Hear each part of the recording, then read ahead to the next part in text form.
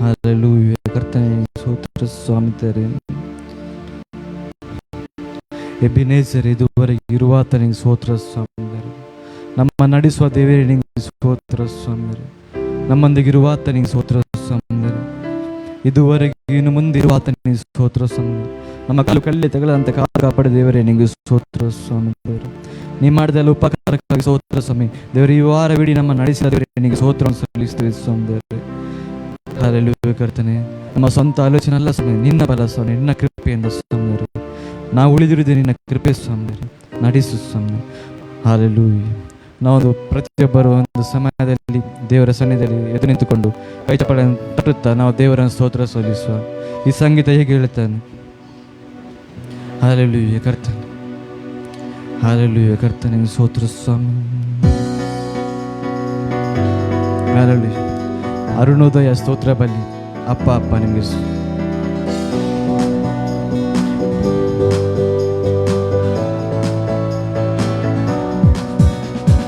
ಅರುಣೋದಯ ಸ್ತೋತ್ರ ಬಲಿ. ಅಪ್ಪ ಅಪ್ಪ ನಿಮಗೆ ತಾನೇ ಆರಾಧನೆ ಸ್ತೋತ್ರ ಬಲಿ. ಅಪ್ಪ ಅಪ್ಪ ನಿಮಗೆ ತಾನೇ ಅರುಣೋದಯ ಸ್ತೋತ್ರ ಬಲಿ. ಅಪ್ಪ ಅಪ್ಪ ನಿಮಗೆ ತಾನೇ ಆರಾಧನೆ ಸ್ತೋತ್ರ ಬಲಿ. ಅಪ್ಪ ಅಪ್ಪ ನಿಮಗೆ ತಾನೇ ಅಪ್ಪ ಅಪ್ಪ ನಿಮಗೆ ತಾನೇ ಅಪ್ಪ ಅಪ್ಪ ನಿಮಗೆ ತಾನೇ. ಎಬಿನೇಜರ್ ಎಬಿನೇಜರ್ ಇದುವರೆಗೂ ಕಾಪಾಡಿರುವೆ. ಎಬಿನೇಜರ್ ಎಬಿನೇಜರ್ ಇದುವರೆಗೂ ಕಾಪಾಡಿರುವೆ. ಇದುವರೆಗೂ ಕಾಪಾಡಿರುವೆ. ಎಬಿನೇಜರ್ ಎಬಿನೇಜರ್ ಇದುವರೆಗೂ ಕಾಪಾಡಿರುವೆ. ಎಬಿನೇಜರ್ ಎಬಿನೇಜರ್ ಅರುಣೋದಯ ಸ್ತೋತ್ರ ಬಲಿ. ಅಪ್ಪ ಅಪ್ಪ ನಿಮಗೆ ತಾನೇ ಆರಾಧನೆ ಸ್ತೋತ್ರ ಬಲಿ. ಅಪ್ಪ ಅಪ್ಪ ನಿಮಗೆ ತಾನೇ ಅರುಣೋದಯ ಸ್ತೋತ್ರ ಬಲಿ. ಅಪ್ಪ ಅಪ್ಪ ನಿಮಗೆ ತಾನೇ ಆರಾಧನೆ ಸ್ತೋತ್ರ ಬಲಿ. ಅಪ್ಪ ಅಪ್ಪ ನಿಮಗೆ ತಾನೇ ಪರಿಶುದ್ಧ ದೇವನೇ ಪರಲೋಕ ರಾಜನೇ. ಪರಿಶುದ್ಧ ದೇವನೇ ಪರಲೋಕ ರಾಜನೇ. ಪರಲೋಕ ರಾಜನೇ ಪರಿಶುದ್ಧ ದೇವನೇ. ಪರಲೋಕ ರಾಜನೇ ಪರಿಶುದ್ಧ ದೇವನೇ. ಅರುಣೋದಯ ಸ್ತೋತ್ರ ಬಲಿ. ಅಪ್ಪ ಅಪ್ಪ ನಿಮಗೆ ತಾನೇ ಆರಾಧನೆ ಸ್ತೋತ್ರ ಬಲಿ. ಅಪ್ಪ ಅಪ್ಪ ನಿಮಗೆ ತಾನೇ ಅರುಣೋದಯ ಸ್ತೋತ್ರ ಬಲಿ. ಅಪ್ಪ ಅಪ್ಪ ನಿಮಗೆ ತಾನೇ ಆರಾಧನೆ ಸ್ತೋತ್ರ ಬಲಿ. ಅಪ್ಪ ಅಪ್ಪ ನಿಮಗೆ ತಾನೇ ಎಲ್ ಶಡಾಯ್ ಎಲ್ ಶಡಾಯ್ ಸರ್ವಶಕ್ತ ನೀನೇ.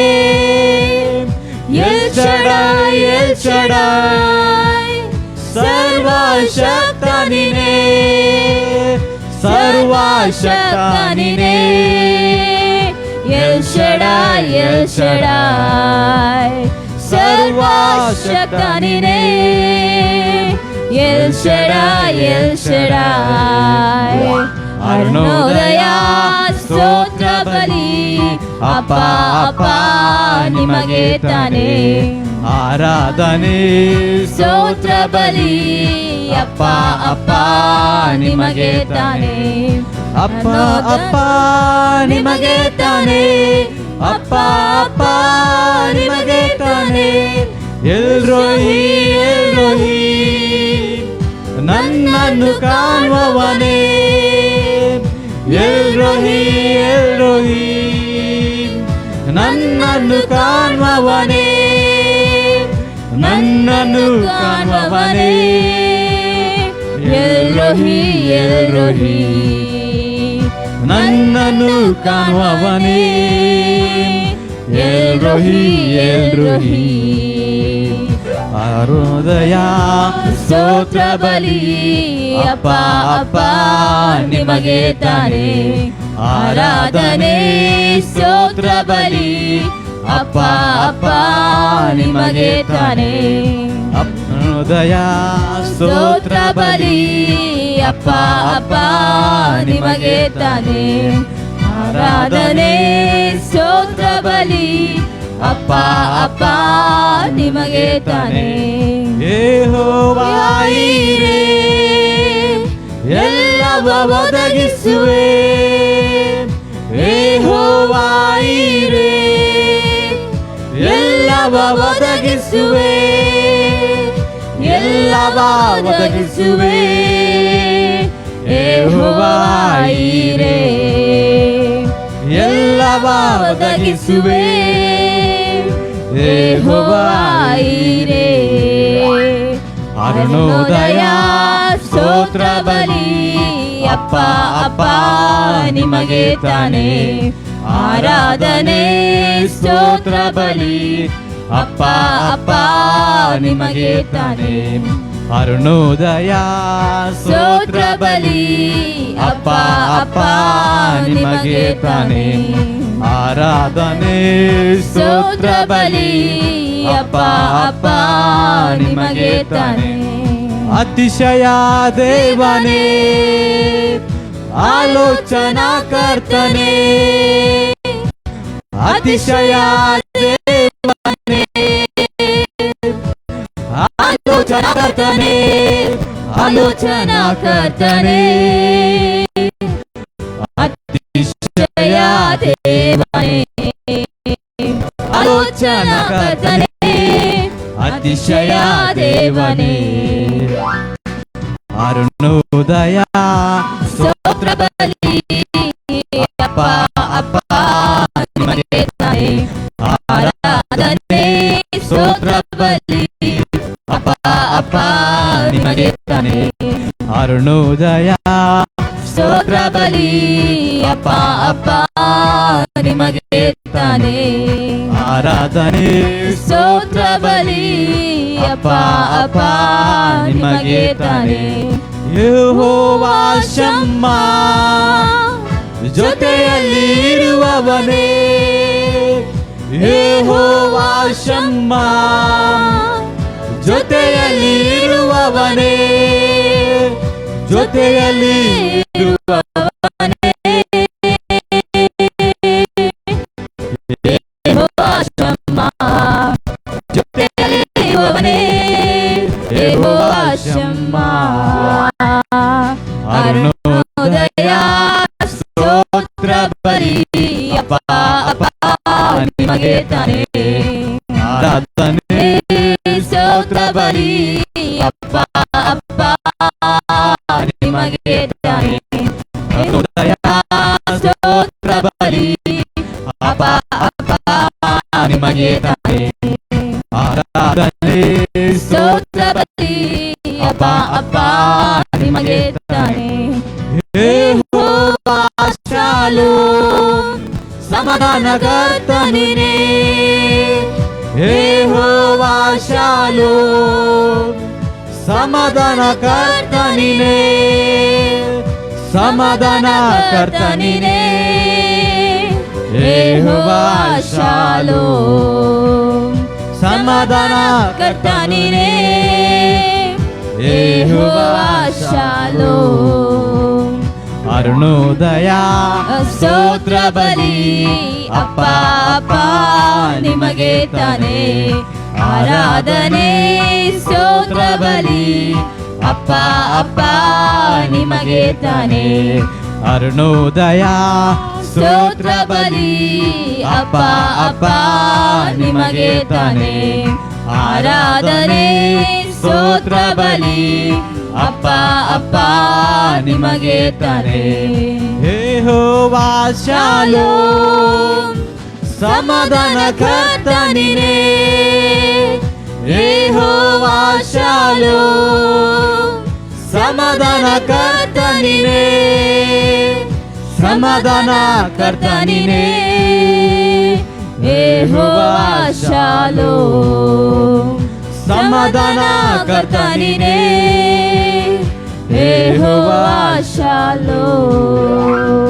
ಅರುಣೋದಯ ಸ್ತೋತ್ರ ಬಲಿ ಅಪ್ಪ ಅಪ್ಪ ನಿಮಗೆ ತಾನೇ, ಆರಾಧನೆ ಸ್ತೋತ್ರ ಬಲಿ ಅಪ್ಪ ಅಪ್ಪ ನಿಮಗೆ ತಾನೇ, ಅರುಣೋದಯ ಸ್ತೋತ್ರ ಬಲಿ ಅಪ್ಪ ಅಪ್ಪ ನಿಮಗೆ ತಾನೇ, ಆರಾಧನೆ ಸ್ತೋತ್ರ ಬಲಿ ಅಪ್ಪ ಅಪ್ಪ ನಿಮಗೆ ತಾನೇ, ಅಪ್ಪ ಅಪ್ಪ ನಿಮಗೆ ತಾನೇ, ಅಪ್ಪ ಅಪ್ಪ ನಿಮಗೆ ತಾನೇ.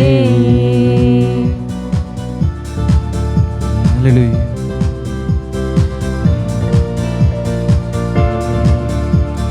ನಿನ್ನನ್ನೇ ನಂಬಿ ಬಂದೆವು యేసయ్య, ನಿನ್ನನ್ನೇ ನಂಬಿ ಬಂದೆವು, ನಿನ್ನನ್ನೇ ನಂಬಿ ಬಂದೆವು యేసయ్య, ನಿನ್ನನ್ನೇ ನಂಬಿ ಬಂದೆವು. ನೀ ನನ್ನ ಜೀವ, ನೀ ನನ್ನ ಸತ್ಯ, ನೀವೇ ನನ್ನ ಮಾರ್ಗವಯ್ಯ. ಹಲ್ಲೆಲೂಯಾ. ನೀವೇ ನನ್ನ ಜೀವ, ನೀವೇ ನನ್ನ ಸತ್ಯ, ನೀವೇ ನನ್ನ ಮಾರ್ಗವಯ್ಯ. ನಿನ್ನನ್ನೇ ನಂಬಿ ಬಂದೆವು యేసయ్య, ನಿನ್ನನ್ನೇ ನಂಬಿ ಬಂದೆವು, ನಿನ್ನನ್ನೇ ನಂಬಿ ಬಂದೆವು యేసయ్య, ನಿನ್ನನ್ನೇ ನಂಬಿ ಬಂದೆವು.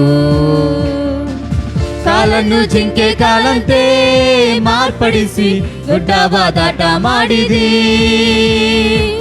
ನನ್ನನ್ನು ಬಲಪಡಿಸಿ ಪಡಿಸಿ ಆಧರಣೆಯ ನೀಡಿದಿ. ಕಾಲನ್ನು ಜಿಂಕೆ ಕಾಲಂತೆ ಮಾರ್ಪಡಿಸಿ ಗುಡ್ಡವಾದಾಟ ಮಾಡಿದಿ, ನನ್ನನ್ನು ಬಲಪಡಿಸಿ ಪಡಿಸಿ ಆಧರಣೆಯ ನೀಡಿದಿ. ನೀ ನನ್ನ ಜೀವ, ನೀವೇ ನನ್ನ ಸತ್ಯ, ನೀವೇ ನನ್ನ ಮಾರ್ಗವಯ್ಯ. యేసయ్య, ನೀ ನನ್ನ ಜೀವ, ನೀ ನನ್ನ ಸತ್ಯ, ನೀವೇ ನನ್ನ ಮಾರ್ಗವಯ್ಯ. ನಿನ್ನನ್ನೇ ನಂಬಿ ಬಂದೆವು యేసయ్య, ನಿಮ್ಮನ್ನೇ ನಂಬಿ ಬಂದೆವು, ನಿನ್ನನ್ನೇ ನಂಬಿ ಬಂದೆವು యేసయ్య, ನಿನ್ನನ್ನೇ ನಂಬಿ ಬಂದೆವು.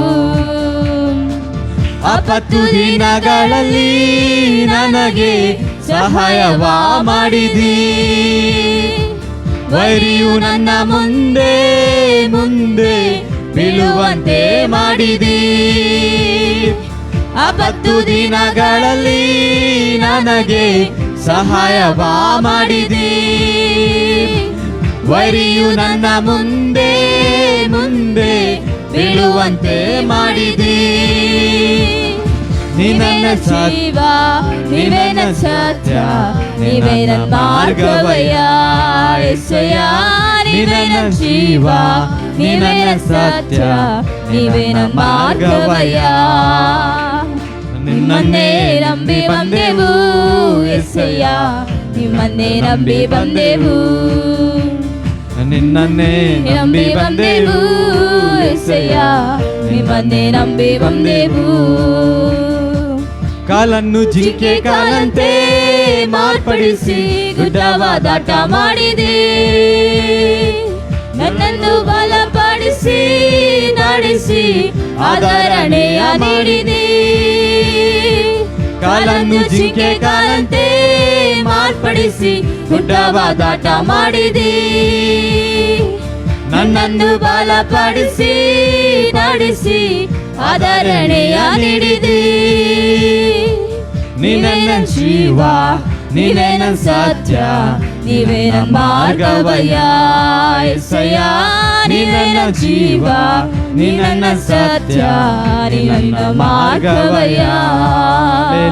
ನಿನ್ನನ್ನೇ ನಂಬಿ ಬಂದೆವು యేసయ్య, ನಿನ್ನನ್ನೇ ನಂಬಿ ಬಂದೆವು, ನಿನ್ನನ್ನೇ ನಂಬಿ ಬಂದೆವು యేసయ్య, ನಿನ್ನನ್ನೇ ನಂಬಿ ಬಂದೆವು.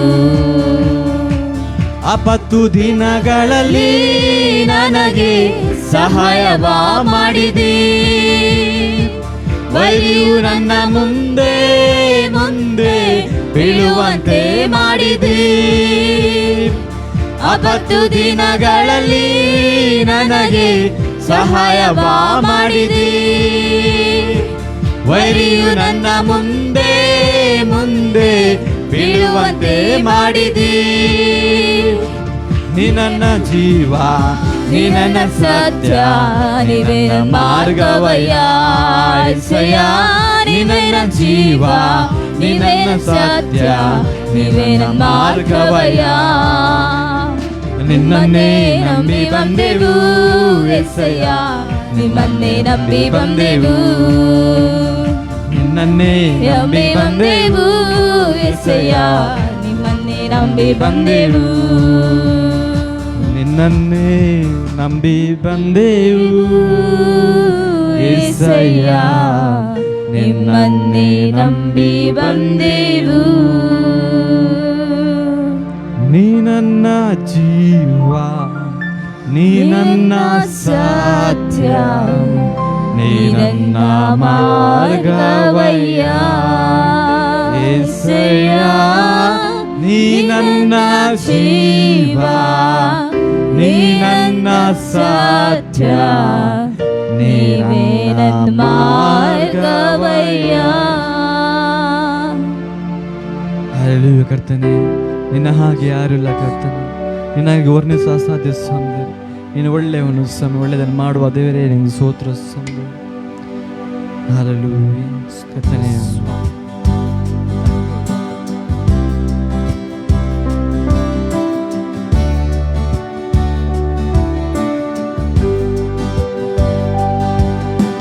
ನಿನ್ನ ಹಾಗೆ ಯಾರೂ ಇಲ್ಲ ಯೇಸು, ನಿನ್ನ ಹಾಗೆ ಯಾರೂ ಇಲ್ಲ. ನಿನ್ನ ಹಾಗೆ ಯಾರೂ ಇಲ್ಲ ಯೇಸು, ನಿನ್ನ ಹಾಗೆ ಯಾರೂ ಇಲ್ಲ.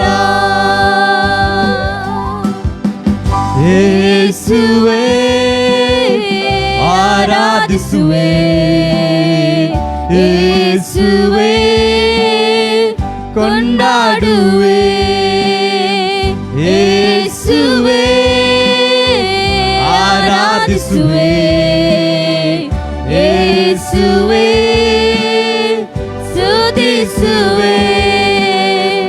ನೀ ಮಾತ್ರ ಯೋಗ್ಯನು, ನೀ ನನ್ನ ಕುರುಬಾನು, ನೀ ನನ್ನ ಒಳ್ಳೆಯವನೇ. ನೀ ಮಾತ್ರ ಯೋಗ್ಯನು, ನೀ ನನ್ನ ಕುರುಬಾನು, ನೀ ನನ್ನ ಒಳ್ಳೆಯವನೇ.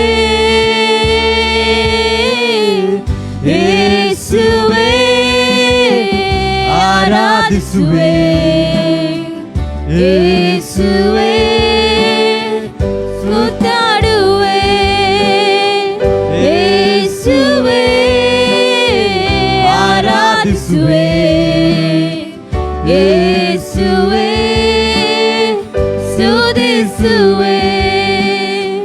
ನೀನೇ ನನ್ನ ಮಾರ್ಗವು, ನೀನೇ ನನ್ನ ಜೀವವು, ನೀನೇ ನನ್ನ ಮಾರ್ಗವು, ನೀನೇ ನನ್ನ ಜೀವವು. ಯೇಸುವೇ ಆರಾಧಿಸುವೆ, ಯೇಸುವೇ ಕೊಂಡಾಡುವೆ, ಯೇಸುವೇ ಆರಾಧಿಸುವೆ, ಯೇಸುವೇ ಸ್ತುತಿಸುವೆ. ನೀನೇ ನನ್ನ ಕರ್ತನು, ನೀನೇ ನನ್ನ ರಕ್ಷಕನು, ನೀನೇ ನನ್ನ ಕರ್ತನು,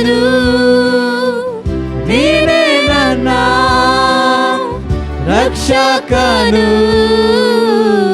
ಯೇಸುವೇ ಆರಾಧಿಸುವೆ ಯೇಸುವೇ ಕೊಂಡಾಡುವೆ ಯೇಸುವೇ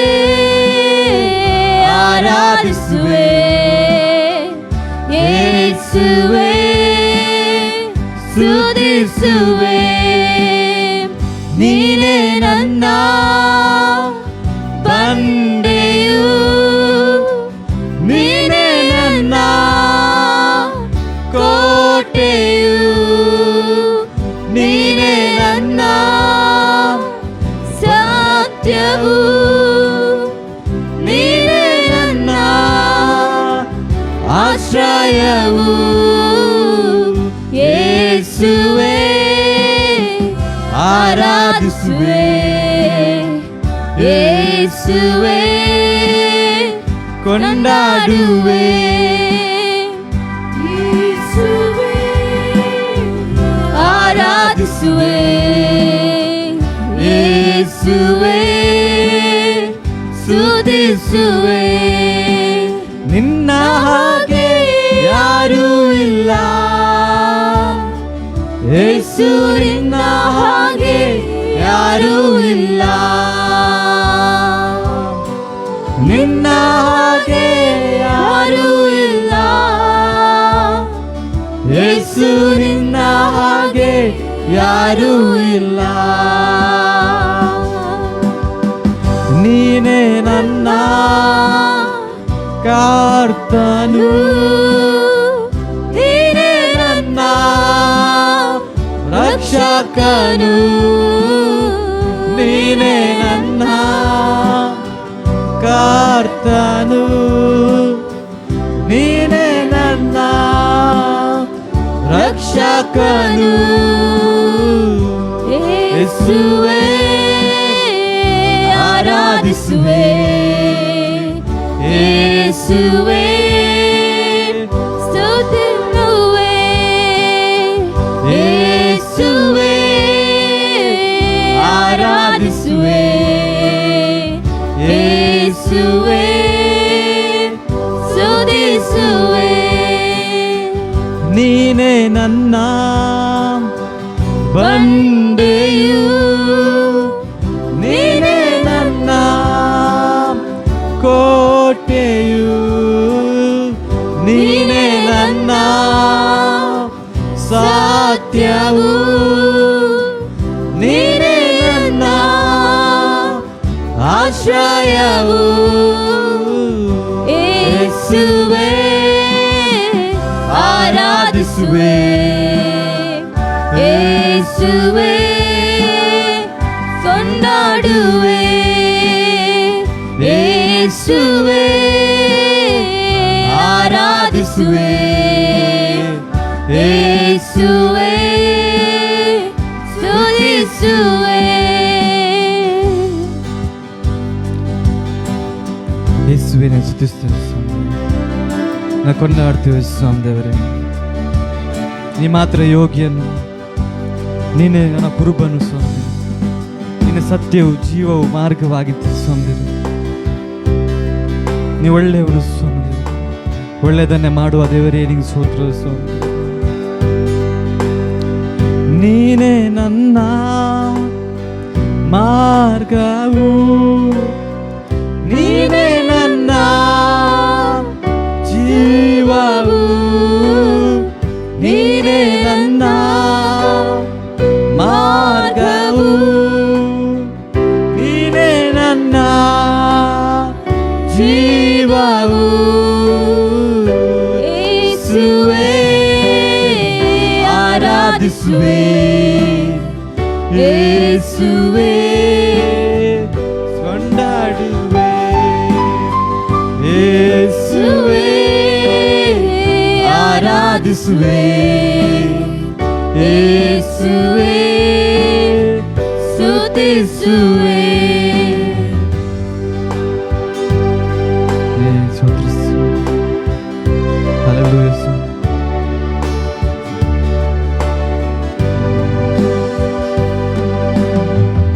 यीशु मसीह तेरे जैसा है कोई नहीं, तेरे चरणों में झुके आसमान और महिमा गाए ज़मीन।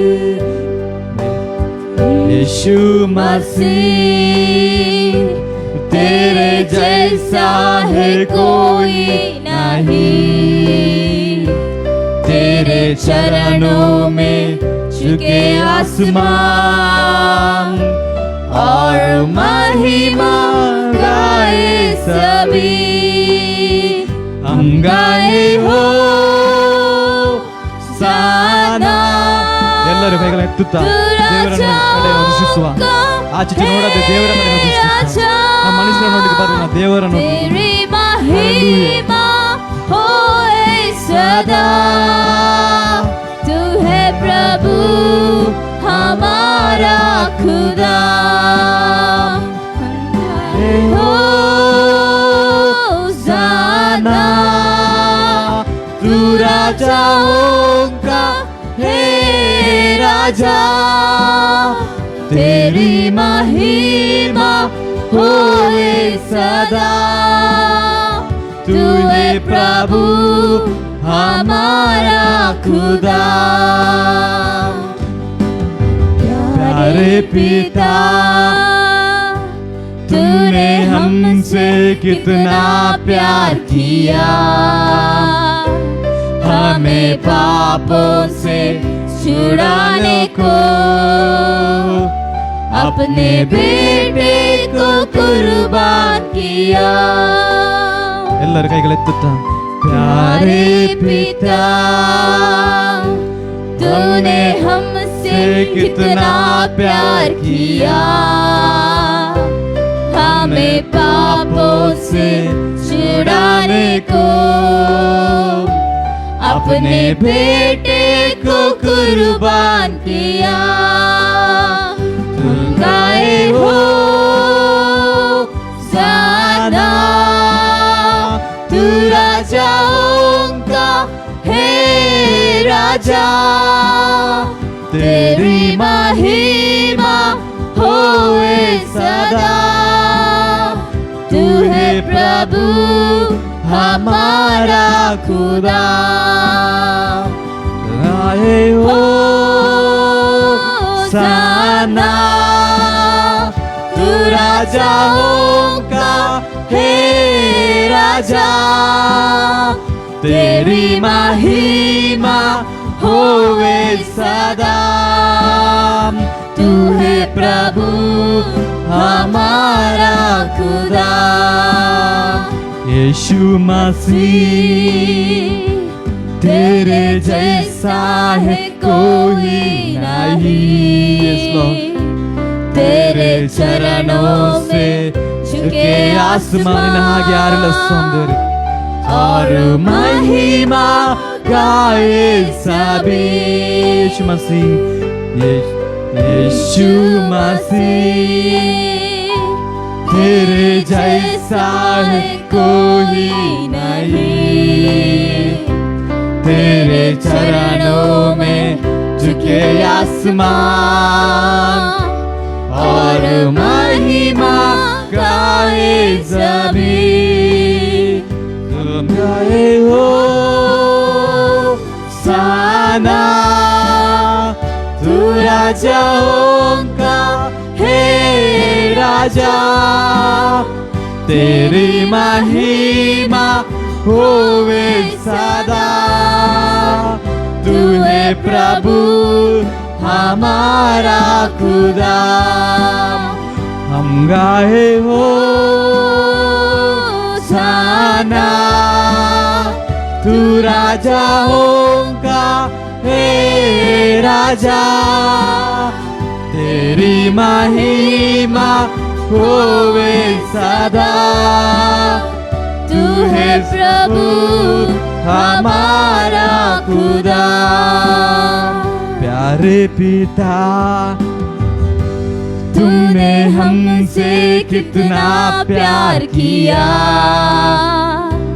हमें पापों से छुड़ाने को अपने बेटे को कुर्बान किया। अरे पिता तूने हमसे कितना प्यार किया, हमें पापों से छुड़ाने को अपने बेटे को कुर्बान किया। हम गाए हो साना, तू राजा होगा हे राजा, तेरी महिमा होए सदा। तू है प्रभु हमारा खुदा। गाले हो साना, तू राजा होगा हे राजा, तेरी महिमा होए सदा। तू है प्रभु हमारा खुदा। यीशु मसीह तेरे जैसा है कोई नहीं, तेरे चरणों में झुके आसमान और महिमा गाए सभी। यीशु मसीह तेरे जैसा है कोई नहीं, तेरे चरणों में झुके आसमान और महिमा गाए सभी। हम गाए हो साना, तू राजा होगा हे राजा, तेरी महिमा होए सदा। तू है प्रभु हमारा खुदा। हम गाए हो जाना, तू राजा होगा हे राजा, तेरी महिमा होए सदा। तू है प्रभु हमारा खुदा। प्यारे पिता तुमने हमसे कितना प्यार किया, हमें पापों से छुड़ाने को अपने बेटे को कुर्बान किया। प्यारे पिता हमने हमसे कितना प्यार किया, हमें पापों से छुड़ाने को अपने बेटे को कुर्बान किया। हम गाए हो जाना, तू राजा होगा हे राजा, तेरी महिमा होए सदा। तू है प्रभु हमारा खुदा। हम गाए हो साना, तू राजा होगा हे राजा, तेरी महिमा होए सदा। तू है प्रभु हमारा खुदा। प्रभु हमारा खुदा यीशु मसीह। तेरे जैसा है कोई नहीं, तेरे चरणों में झुके आसमान और गाए ज़मीं। यीशु मसीह तेरे जैसा है कोई नहीं, तेरे चरणों में झुके आसमान और महिमा गाए सभी। हम गाए होसाना,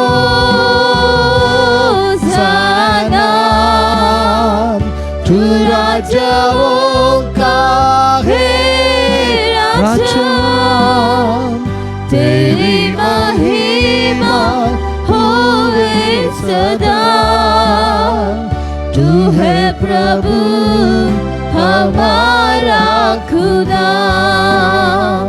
हम गाए हो साना, तू राजाओं का है राजा, तेरी महिमा होवे सदा। तू है प्रभु हमारा खुदा, तू है प्रभु हमारा खुदा। Thank you Lord. ಒಂದು ಕ್ಷಣ ನಾವು ದೇವರ ಸನ್ನಿಧಾನದಲ್ಲಿ ಕುಳಿತುಕೊಳ್ಳೋಣ. ಆತನಿಗೆ ಯೋಗ್ಯವಾದಂಥ ಘನತೆ ನಾವು ಸಲ್ಲಿಸೋಣ. ನೀವು ನಿಮ್ಮನ್ನು ಸಜೀವ ಯಜ್ಞವನ್ನಾಗಿ ಅರ್ಪಿಸಿರಿ, ಇದೇ ನಿಮ್ಮ ವಿವೇಕಪೂರ್ವಕವಾದ ಆರಾಧನೆಯು ಎಂಬುದಾಗಿ ಬರೆಯಲ್ಪಟ್ಟಿದೆ ಪ್ರಿಯರೇ. Hallelujah, Jesus. Jesus. Jesus, hallelujah. Praise you, Jesus. ಸ್ತೋತ್ರಕರ್ತನೇ, ನಿನಗೆ ನಾವು ಸ್ತೋತ್ರ ಸಲ್ಲಿಸ್ತೇವೆ. ಯೇಸುವೇ, ನಿನಗೆ ಸ್ತೋತ್ರಪ್ಪ. ಒಂದು ಕ್ಷಣ ನಮ್ಮ ಕರ್ತನಿಗೆ ನಾವು ಘನಪಡಿಸೋಣ. ಆತನ ಸಾನ್ನಿಧ್ಯ ನಮ್ಮೊಂದಿಗೆ ಇದೆ. Thank you holy spirit, thank you holy God. ಕ್ರಿಸ್ತ ಯೇಸುವಿನಲ್ಲಿ ನಮ್ಮಲ್ಲಿ ವಾಸಿಸುತ್ತಿರುವ ಆತನಿಗೆ ನಾವು ಘನತೆಯನ್ನು ಸಲ್ಲಿಸೋಣ. Thank you Jesus, Jesus, Jesus. ಪ್ರತಿಯೊಂದು ಬಾಯಿಗಳು ಕರ್ತನನ್ನು ಸ್ತುತಿಸಲಿ, ಪ್ರತಿಯೊಂದು ಬಾಯಿಗಳು ಕರ್ತನನ್ನು ಕೊಂಡಾಡಲಿ. Oh thank you Jesus, praise you Jesus. Hallelujah. Glory, glory, glory. Jesus, Jesus, Jesus, Jesus, Jesus.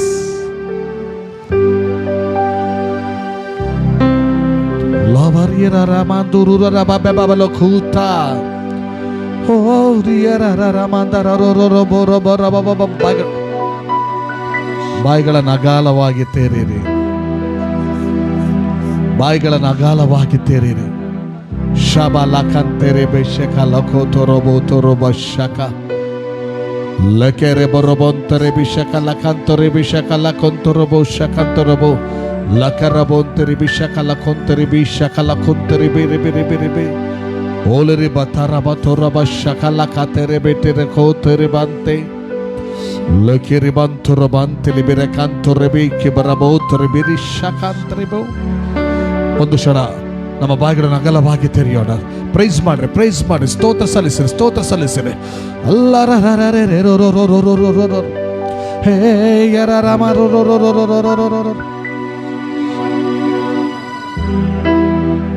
ಶಬರಬಲ ಕೂತರಬ ಶಕಲ ಕಂತರಿಬಿ ಲಿಖಿ ಬರಬ ಶಲ ರಮಂತುರಿಬಿ ಶಕಂತುರಿಬಿ ಶಕೆಂತರಿ ಬ್ರೋ ಲೆಹೆಂಬ್ರೋಂದ್ರ ಕ್ಯಾಬ್ರೋ ಶಕೆಂತೆ ಲಕ್ಕಿ ಬ್ರೋ ಶೆಬ್ರೆ ಕೆರೋಬೋ ಸೆಕೆರಬ್ರೋ ಬ್ರೇಕೆಬೋ ಲಕ್ರಿಬ್ರ ಮಂತ್ರೊಲೊಬ್ರಿ ಶಬಲರ ಬ್ರೇಕೆಂತ್ರೊಲೊಬೋ ಲಕ್ರಿ ಮಂತ್ರೊಲೊಬ್ರೆ ಕ್ರೆ ಮಂತ್ರೊಲೊಬ್ರೆ ಬಿರೆ ಬ್ರೋ ಶಬ್ರಿಲೆ ಮಂತ್ರೊಲೆಬೋ ಲಕ್ರಿ ಮಂತ್ರೊಲೊಬೋ ಶಕಲ ಕಂತುರಿಲೆ ಬ್ರೇಕೆಲೆ ಬರೋಲೊಬ್ರೆ ಲಕಂತ್ರೊಲೊಬ್ರೆ ಶಬರಬೋ ಅಂತರಿಲೆ ಬರೋಲ ರಬಾ ಶಕಲ ರೆಬೋ ಲೈರಿ ರಾಮ ಹೋ ಹೋ ಹೋ. Jesus, thank you Lord, thank you Jesus. ಯಾವಾಗಲೂ ನಿನ್ನ ಮಕ್ಕಳೊಂದಿಗೆ ಇರುವಾತನೇ ನಿನಗೆ ನಾವು ಸ್ತೋತ್ರ ಸಲ್ಲಿಸ್ತೇವೆ. ಯಾವಾಗಲೂ ನಿನ್ನ ಮಕ್ಕಳೊಂದಿಗೆ ಇರುವ ಆತ ನಿನಗೆ ನಾವು ಸ್ತೋತ್ರ ಸಲ್ಲಿಸ್ತೇವೆ. ಯಾವಾಗಲೂ ನಿನ್ನ ಮಕ್ಕಳೊಂದಿಗೆ ಇರುವ ಆತ ನಿನಗೆ ನಾವು ಸ್ತೋತ್ರ ಸಲ್ಲಿಸ್ತೇವೆ. ರಾಜಾದಿ ರಾಜ ನಿನಗೆ ನಾವು ಸ್ತೋತ್ರ ಸಲ್ಲಿಸ್ತೇವೆ. ಕರ್ತಾದಿ ಕರ್ತ ನಿನಗೆ ನಾವು ಸ್ತೋತ್ರ ಸಲ್ಲಿಸ್ತೇವೆ. ಭಯಂಕರನಾದಂಥ ದೇವರೇ ನಿನಗೆ ನಾವು ಸ್ತೋತ್ರ ಸಲ್ಲಿಸ್ತೇವೆ. Thank you Jesus. ನಮ್ಮ ಕೂಡ ಮಾತನಾಡು ರಾಜ, ನಮ್ಮ ಕೂಡ ಮಾತನಾಡು. ಘನತೆ ಮಾನ ಮಹಿಮೆ ನಿನಗೆ ನಾವು ಸಲ್ಲಿಸ್ತೇವೆ. ನಿನ್ನ ಪರಲೋಕದ ಸತ್ಯ ಸಂಗತಿಗಳನ್ನು ರಿವೀಲ್ ಮಾಡು ದೇವರೇ. ಮಹಿಮೆಯಾದ ಸಂಗತಿಗಳನ್ನು ನಾವು ಕರ್ತನೆ ಧ್ಯಾನಿಸುವಂತೆ ಮಾಡು. ಹಲ್ಲೆಲೂಯ. ಸಭೆ ನಿನ್ನ ಜ್ಞಾನ, ನಿನ್ನ ಬಲ, ನಿನ್ನ ಶಕ್ತಿಯಲ್ಲಿ ಅಭಿವೃದ್ಧಿಯಾಗಲಿ.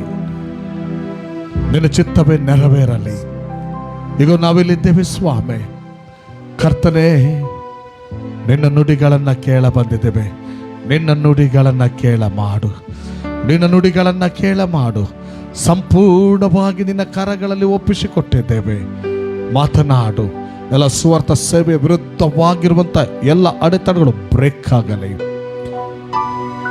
ಎಲ್ಲ ಕರ್ತನೆ ಎದುರಿಸುವ ಶಕ್ತಿಗಳು ವಾಕ್ಯದ ವಿರುದ್ಧವಾಗಿ, ಸುವಾರ್ಥ ಸೇವೆಗೆ ವಿರುದ್ಧವಾಗಿ, ಪ್ರಾರ್ಥನೆ ವಿರುದ್ಧವಾಗಿ, ಆರಾಧನೆ ವಿರುದ್ಧವಾಗಿ, ಆತ್ಮಿಕ ಸಂಗತಿ ವಿರುದ್ಧವಾಗಿ ಅದನ್ನು ಎದುರಿಸುವ ಶಕ್ತಿ ಕದಲಿ ಬೀಳಲಿ ನಜರೇತಿನ ಯೇಸುವಿನ ನಾಮದಲ್ಲಿ.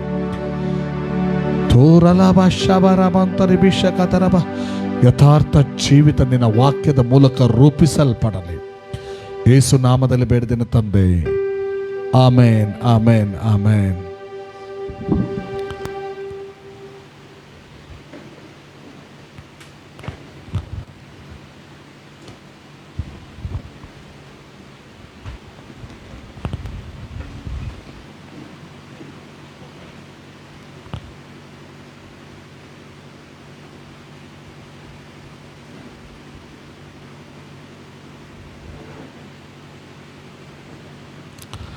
ದೇವರ ವಾಕ್ಯವನ್ನು ನಾವು ಧ್ಯಾನ ಮಾಡೋಣ. ಜ್ಞಾನೋಕ್ತಿಗಳಲ್ಲಿ 16ನೇ ಅಧ್ಯಾಯ, ಅದರಲ್ಲಿ 18ನೇ ವಚನವನ್ನು ತೆಗೆದುಕೊಳ್ಳೋಣ.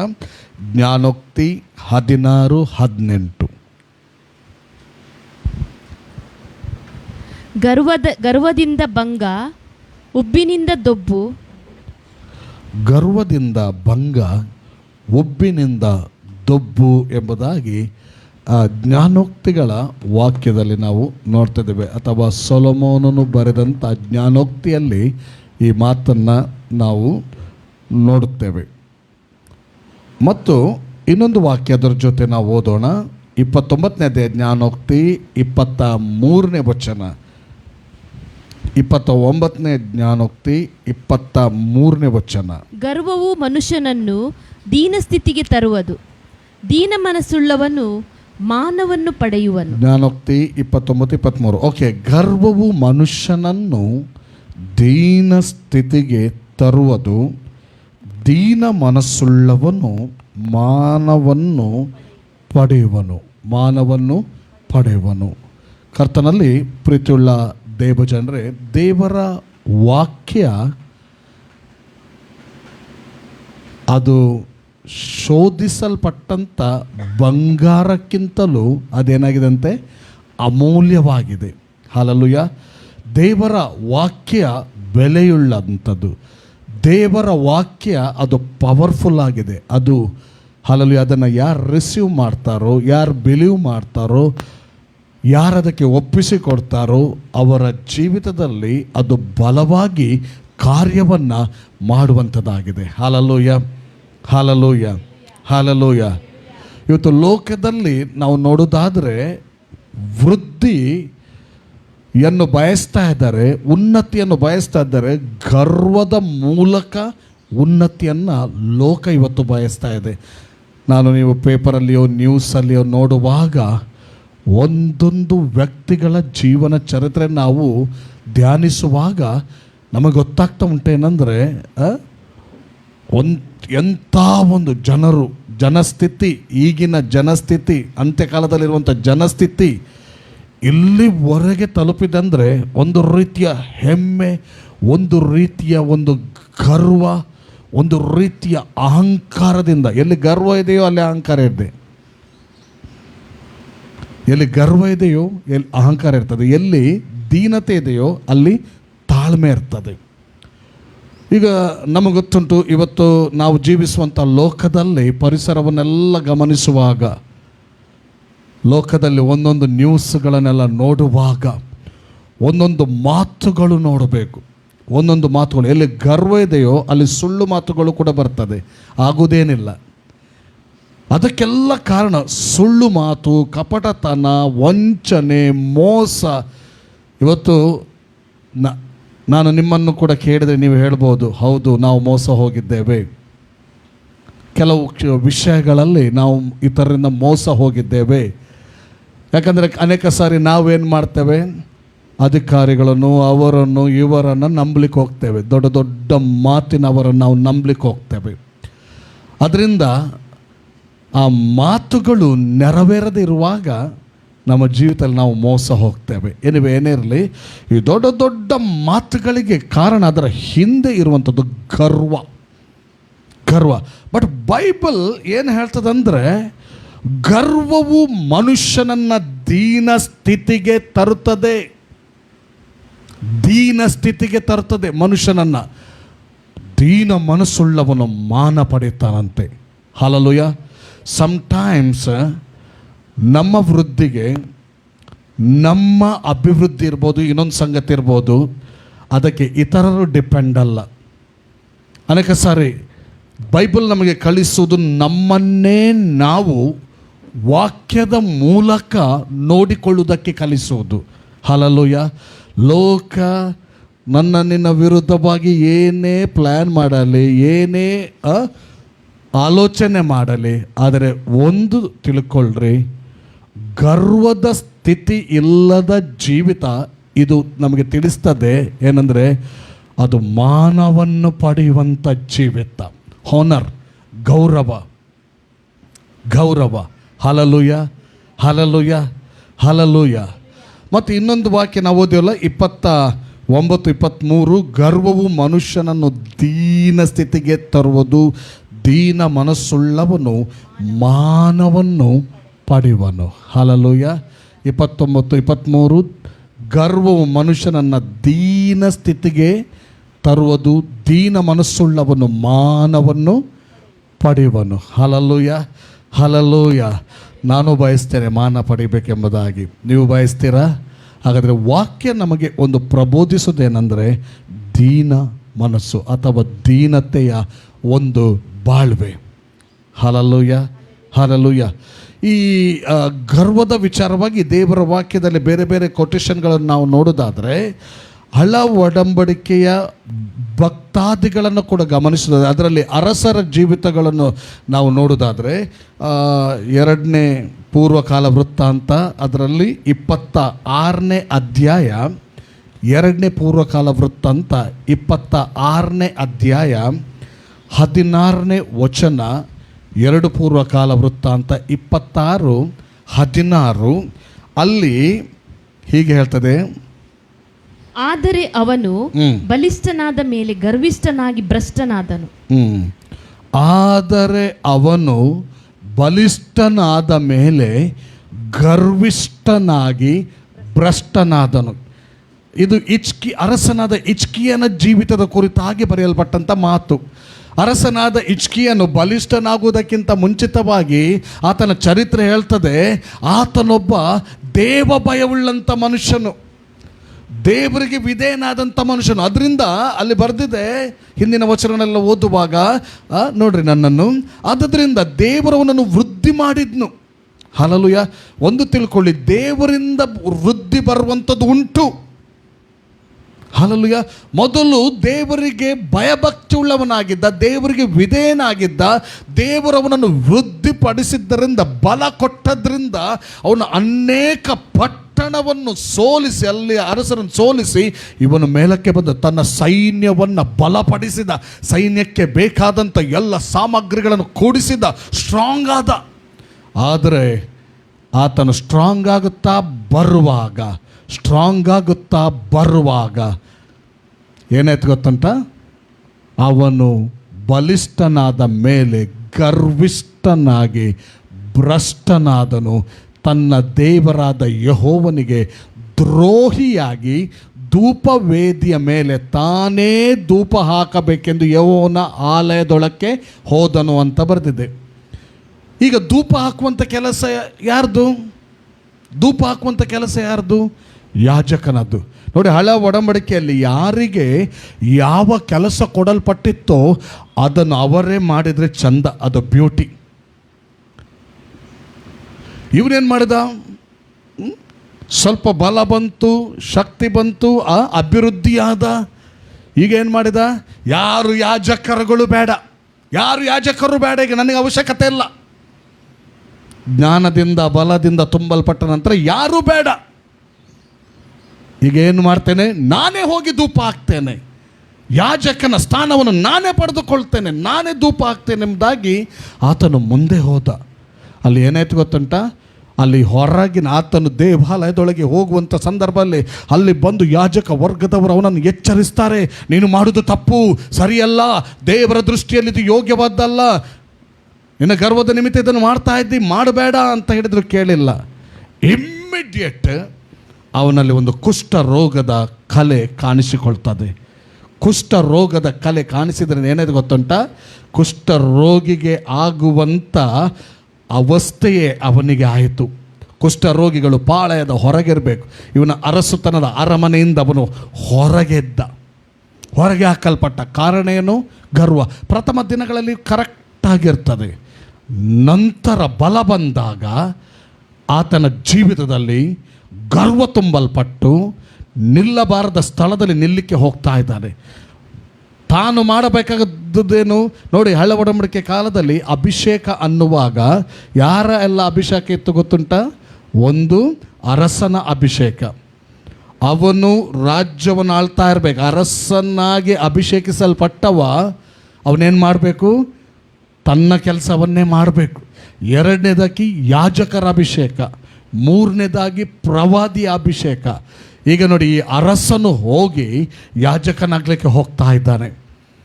ಆದರೆ ಕುಷ್ಠರೋಗಿಯಾಗಿ ಕಾಣಿಸಲ್ಪಟ್ಟ, ಒಬ್ಬಿಕೊಂಡ ಪರಿಣಾಮವಾಗಿ ತನ್ನ ಅರಸುತನದ ಆ ಒಂದು ಸ್ಥಾನದಿಂದ, ಆ ಒಂದು ಮಹಿಮೆಯಿಂದ, ಆ ಒಂದು ಬಲದಿಂದ ತಳ್ಳಲ್ಪಟ್ಟ, ಬದಿಗೆ ಹಾಕಲ್ಪಟ್ಟ, ಬದಿಯಲ್ಲಿ ಹಾಕಲ್ಪಟ್ಟ. ಅವನ ಜೀವಿತ ಹಾಗೇನೇ ಮುಂದುವರುತ್ತಾ ಹೋಯಿತು. ಪ್ರಿಯರೇ, ಇನ್ನೊಬ್ಬ ಅರಸನ ಕುರಿತಾಗಿ ನಾವು ನೋಡೋದಾದರೆ ದಾನಿಯೇಲ 4ನೇ ಅಧ್ಯಾಯ, ಇನ್ನೊಬ್ಬ ಅರಸನ ಕುರಿತಾಗಿ ಅಲ್ಲಿ ಬರೆಯಲ್ಪಟ್ಟಿದೆ. ದಾನಿಯೇಲ 4ನೇ ಅಧ್ಯಾಯ, ಅದರಲ್ಲಿ 30-31ನೇ ವಚನ. ದಾನಿಯೇಲ್ 4ನೇ ಅಧ್ಯಾಯ 30-31ನೇ ವಚನ. ಅಲ್ಲಿ ಹೀಗೆ ಬರೆದಿದೆ. ದಾನಿಯೇಲ 4:30-31. ನನ್ನ ಮಹಿಮೆಯು ಪ್ರಸಿದ್ಧಿಗೆ ಬರುವಂತೆ ನನ್ನ ಸಾಮರ್ಥ್ಯ ಬಲದಿಂದ ರಾಜ ನಿವಾಸಕ್ಕಾಗಿ ನಾನು ಕಟ್ಟಿಸಿಕೊಂಡಿರುವುದು ಇಗೋ ಮಹಾಪಟ್ಟಣವಾದ ಈ ಬಾಬೇಲ್ ಎಂದು ಕೊಚ್ಚಿಕೊಂಡನು. ಯಾರಿದ್ದು ಕೊಚ್ಚಿಕೊಳ್ತಾ ಇದ್ದಾರೆ ಗೊತ್ತಾ? ನೆಬೂಕದ್ನೆಚ್ಚರ್ ಅರಸ.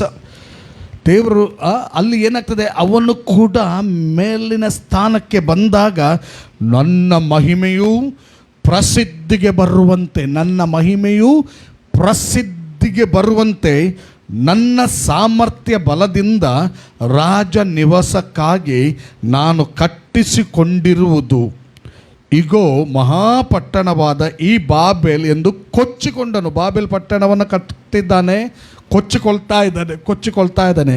ಅವನು ಮರ್ತೇ ಹೋಗಿದ್ದ ಒಂದು ಸಂಗತಿಯನ್ನು. ಏನು ಮರ್ತು ಹೋಗಿದ್ದ ಗೊತ್ತುಂಟ?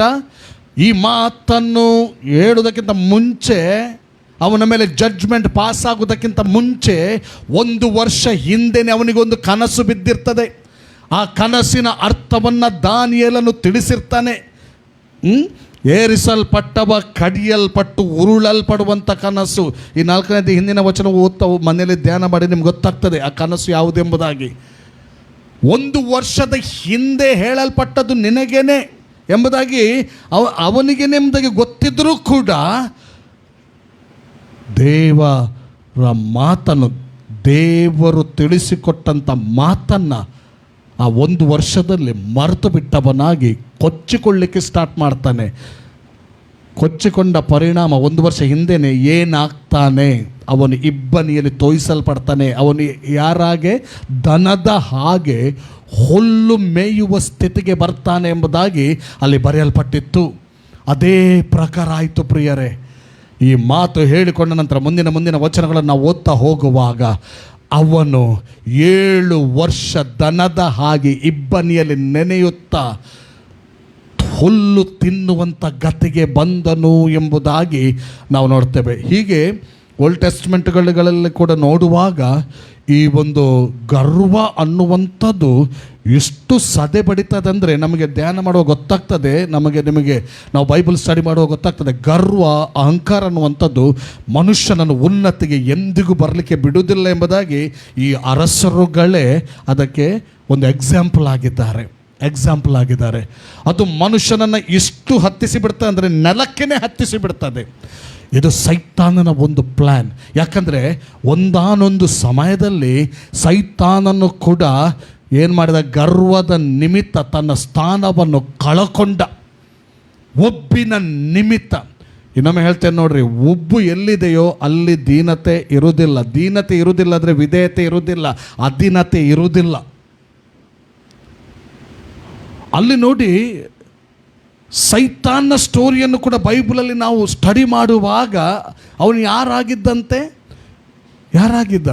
HKL 28ನೇ ಅಧ್ಯಾಯದಲ್ಲಿ ನಾವು ಸರಿಸುಮಾರು 12ನೇ ವಚನದಿಂದ ಓದುವಾಗ 12, 13, 14 ಎಲ್ಲ ಓದ್ತಾ ಬರುವಾಗ ಒಬ್ಬರು ತೆಗೀರಿ ಸ್ವಲ್ಪ ನೋಡೋಣ.